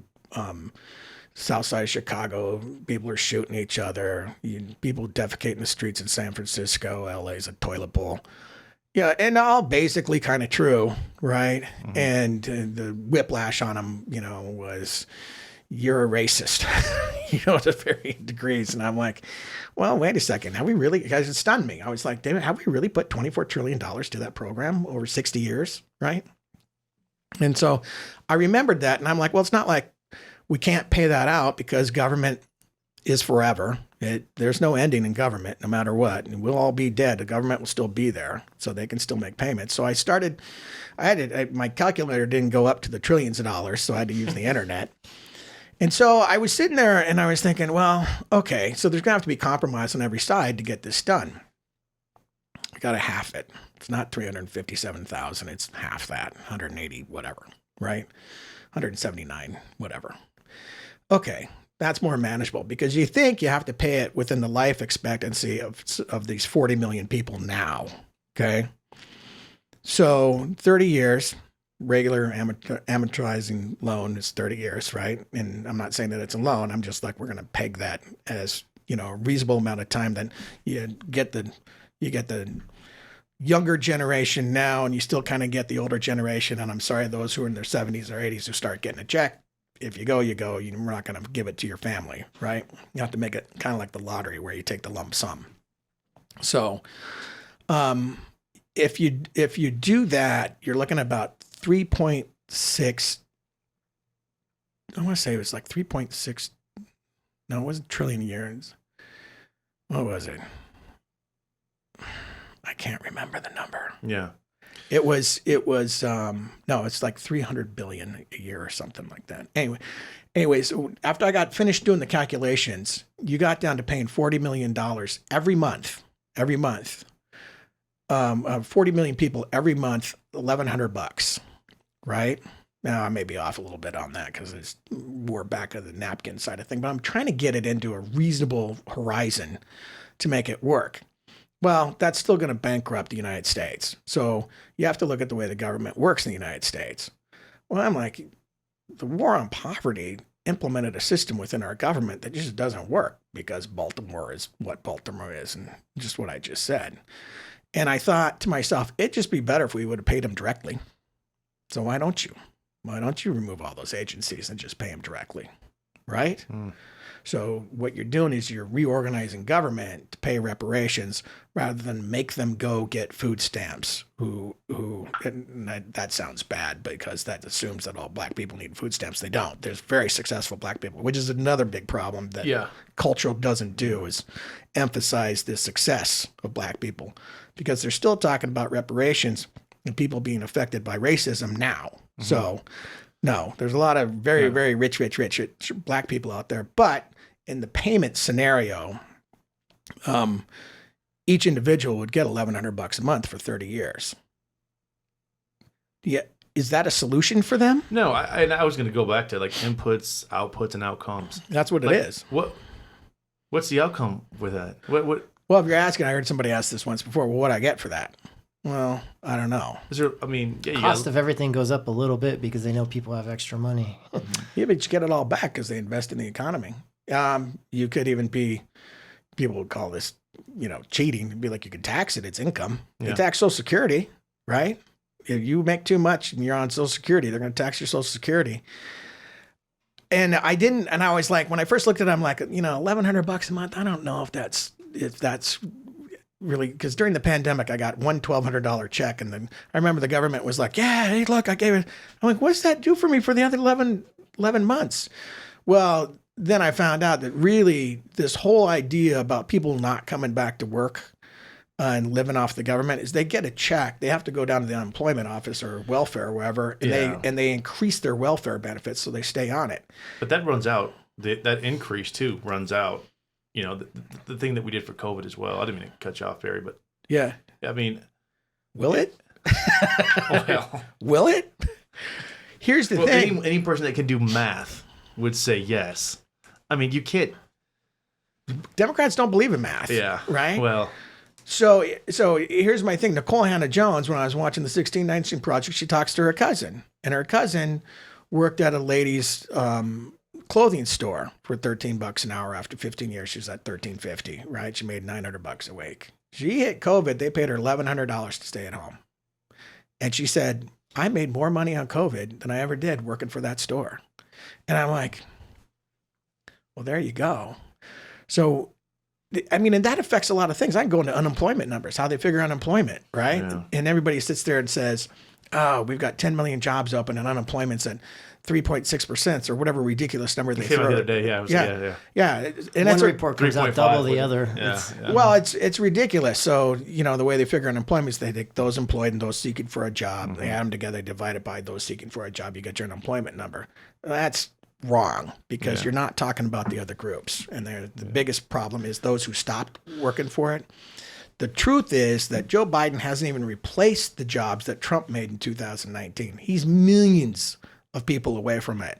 A lot of people say it's because they're making so much money on the government dole. I don't know if that's true or not, but I do know that when the unemployment number is based on 60,000 interviews every month.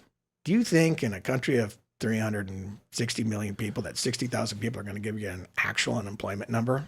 And the way they do it is they classify it by state and they classify it by city and they go on and on and on, right? Yep. Yeah. Yep. And then they do their interviews and then they come out with a $60,000 person, survey. And then they, through their classifications then on what is unemployable and what is employed and all this stuff, they come up with this number. And I've always said that number's too low. Yeah. Unemployment's got to be more like 8. Oh, right? God, yeah. It's got to be. Oh, yeah.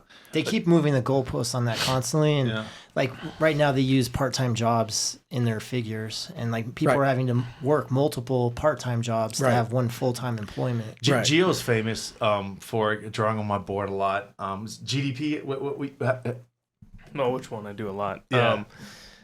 The graph about like medium household income being flat or what? One that I always love is the GDP per capita line compared to the median income line. Yeah. That are separating at an increasing rate, and then you can also overlay the median household cost line. Oh my God, I want to see these graphs. It sounds like Steve Cortez. The household or the median housing price. So the median house price that went from 200 to 350 or whatever it's at now. Yeah. That's separating. So the ratio of house price to income is increasing tremendously over the last few years. He's a nerd. Oh yeah. Yes, I am. I love it. Yeah, oh, right. And so that's evidence, right, that normal people don't get. They just go, "What's the government saying today?" And you can't rely on that anymore. Well, the unemployment rate, 3.6%. Aren't Democrats governing incredibly well? Well, actually, and you see this starting to crumble, right? These are the numbers, and we don't understand why. Right? You're kind of starting to get that in the reporting. Yeah, this seems kind of weird, And part of it is the money supply, right? Your money supply is still up there, which M1 or M2 it has the. I look that up occasionally. Yeah. So we have too much money sitting out there, kind of on the sidelines. Which everybody hated the deal that Kevin McCarthy struck with the Democrats on the House, and I wasn't particularly fond of it. But at least he was clawing back COVID funds, which is part of the money supply that you have too much of. You need to pull that stuff way back in, expire it, get rid of it. I don't know exactly how they do that, but you need the amount of money that's in the market right now needs to be less, right?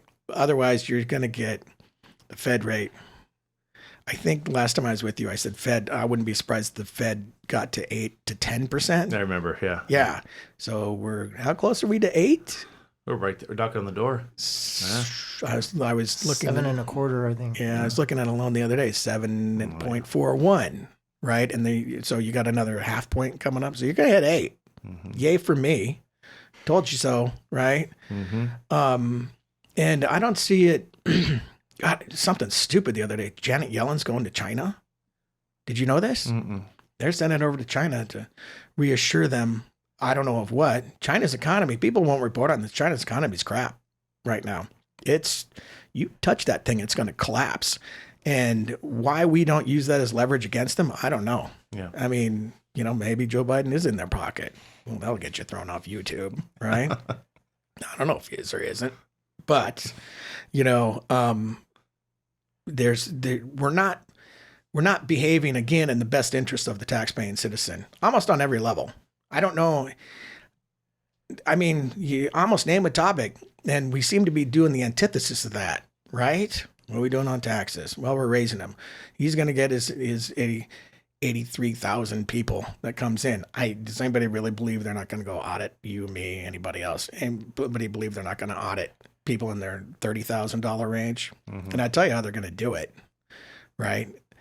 Doesn't matter if you file your taxes right or not. They're going to come back and say you didn't. They're going to hit you with fees. It's going to be the fees. Not so much that you have to pay tax, but they're going to hit you with fees somehow, some way, because they can generate more money off saying, you're wrong, you didn't do this, pay us $500.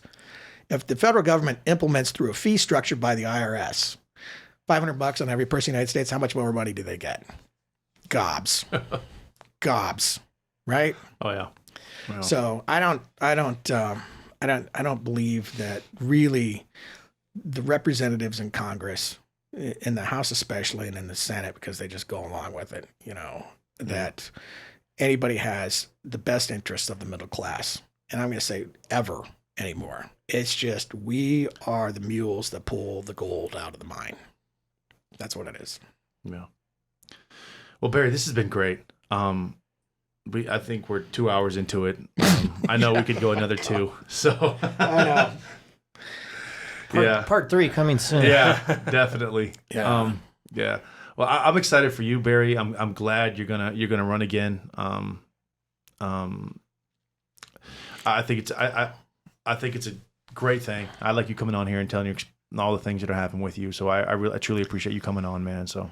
Well, thanks. It's going to be interesting to see how this thing all pans out, right? So, next couple of weeks, we'll see how it goes. Yeah. It's, I will say this, it's kind of funny because she and I went to a few of the Republican meetings, and it's like people, I get the sense that people know who I am, but they just don't want to acknowledge it. So how this is going to go over, I don't know. It doesn't matter to me. It's like, guess what? I'm in. Mm-hmm. So you're going to have to deal with it. And I don't know if, I don't know if I've got a few emails from a few people in the know, right? And they're kind of like, when are you going to do it? When are you going to do it? And so I tell them, I peg them July, mid-July. So we'll do that. I know they're running back and telling other people. So, we'll see how it goes. But I think I got a good shot this time around. If I can get the money behind me, And I think I was heartened by the fact that, they were talking about Trump and DeSantis, and about half the crowd was Trump and half the crowd was DeSantis, which tells me that people kind of thinking for themselves. So it isn't, and that's what I need. I need the people who think for themselves. So I think it'll be successful then. Okay. Yeah. Do you want to say something, Gio? Yeah, I was gonna say, who do you think are going to be your what are your first hurdles, and who are going to be your kind of first people you're going to have to compete with and contend with for the Senate race? Well, so Joe Marchant, is it Joe Marchant? Jim Marchant. You think I would know that? Marchant is getting in, and he's apparently the big dog. I think when he lost the Secretary of State bid, that he immediately was looking for something else, right? Again, the disclaimers, I don't know the guy. I'm sure he's a nice guy, but here's my thing with that. So he comes out of Florida after working for Jeb Bush, which I don't consider a big plus because I'm not a big Jeb Bush fan, right? He's a good governor for the time. But I remember when he ran against Trump, and I was kind of like, we need guts and grits more in government now than anything else. To fix this government, you're going to get vilified, but you got to do it. I don't think Jeb Bush had the qualifications to stand in there and take the fire. So I'm not, if he uses Jeb Bush as a reference, I'm going to be like, yeah, I think that's a mistake. And I have nothing against the Bush dynasty, except for that it's a dynasty, right? They're kind of in the know. He went and got Dean, who's the Democrat that got Bill Clinton elected? Oh, I can't think of his name right now. He's got a show on Newsmax. Does he, with the bald head? No. Oh, who was that guy? He hates Hillary, though. I remember that. He went from Democrat minute he could get out. He's got a Democrat running his campaign. Somebody look that up. Who's running Jim Marchant's campaign?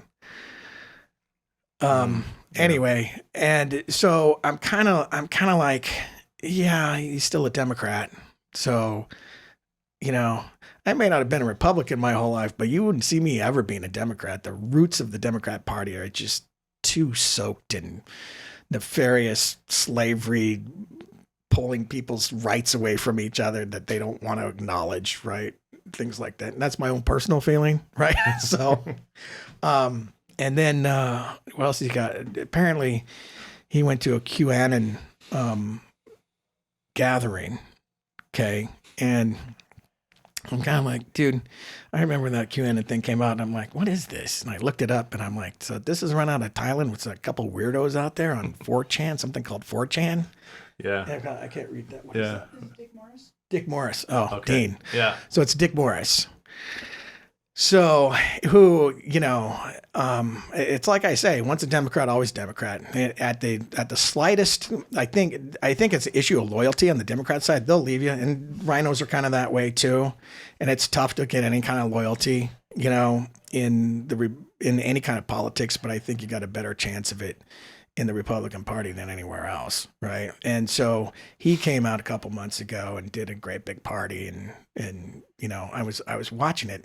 They had pictures of it, and Clark County Republican Party is not supposed to endorse anybody, but there's my chair. There's a few people who I know. So I'm like, okay, the deck may be stacked against me a bit, right? And so back to him. So he said, when some people questioned him about being with the QAnon people, he said, I didn't know what I was there for, which I was like, how do you not know where you're going and what's there, right? You can't, that wasn't just like, somebody stood next to you and you don't know who they are and said, hey, can I get a picture? And you said, yeah, right? You got to let that stuff go, right? He went and visited and spoke at this thing, and he said he didn't understand where he was at. Yeah. So he's got a few problems, I think. That might be a qualification issue. Not knowing where you're at. Yeah, right. Yeah. So I was, it's definitely, he was successful on the interweb side of everything. He started a few companies and, did this and then that's good for him. His big thing is elections. And I think there should be election integrity. One thing I will say about that is I don't want to go back to the 2020 election, but the report just came out about that from J. Alex Halderman, who is a professor at the University of Michigan, who the Democrats back in 2016 cited as being the expert on election integrity and the voting machines. And the 2020 election happened, and he did a report on Georgia, which is important, right? And so this is Democrats guy. And if you read that report, you can just read his findings at the top of it. It terrifies you. The machines can be hacked, right? The data can be stolen in Georgia. He's only talking about Georgia. Well, we're real similar to Georgia as far as our machines go, right? So he said the chances of the elections being manipulated, and I'm just giving you a big statement on it, was probably that it was. Okay, that's what I got from it. So now you're talking about election integrity. Do you believe that numbers can be fudged? And I'm putting it kindly. I think they can. I don't know how it's going to play out here. Arizona scared me this last go around with Ricky Lake. Did she win? Did she lose? I don't know. But what I do know is that when they started showing the signature verifications, they didn't match. You see them on the interweb. They don't match. And the thing is they brought out a signature verification guy, and he said, yeah, if you want to actually match a signature, you need 5 copies of that handwriting. Well, they don't have it. They have a guy sitting on a computer going, dunk, dunk, dunk, dunk, dunk, dunk, dunk. So mail-in ballots, I don't know. How you going to go? All I know is this. I'm going to need 5% more votes than Jackie Rosen if I'm the guy, because that's how Lombardo won it. Yeah. At 5 to 6% more. So, and then maybe someday, somebody will get a brain in their head and say, hey, elections are for everybody, not just Democrats. It's for Republicans. It's for the independents. Why don't we just, make sure we have a fair system? And people don't mind losing if they actually lose. Yeah. Okay, I lost, right? It's when you start raising an eyebrow.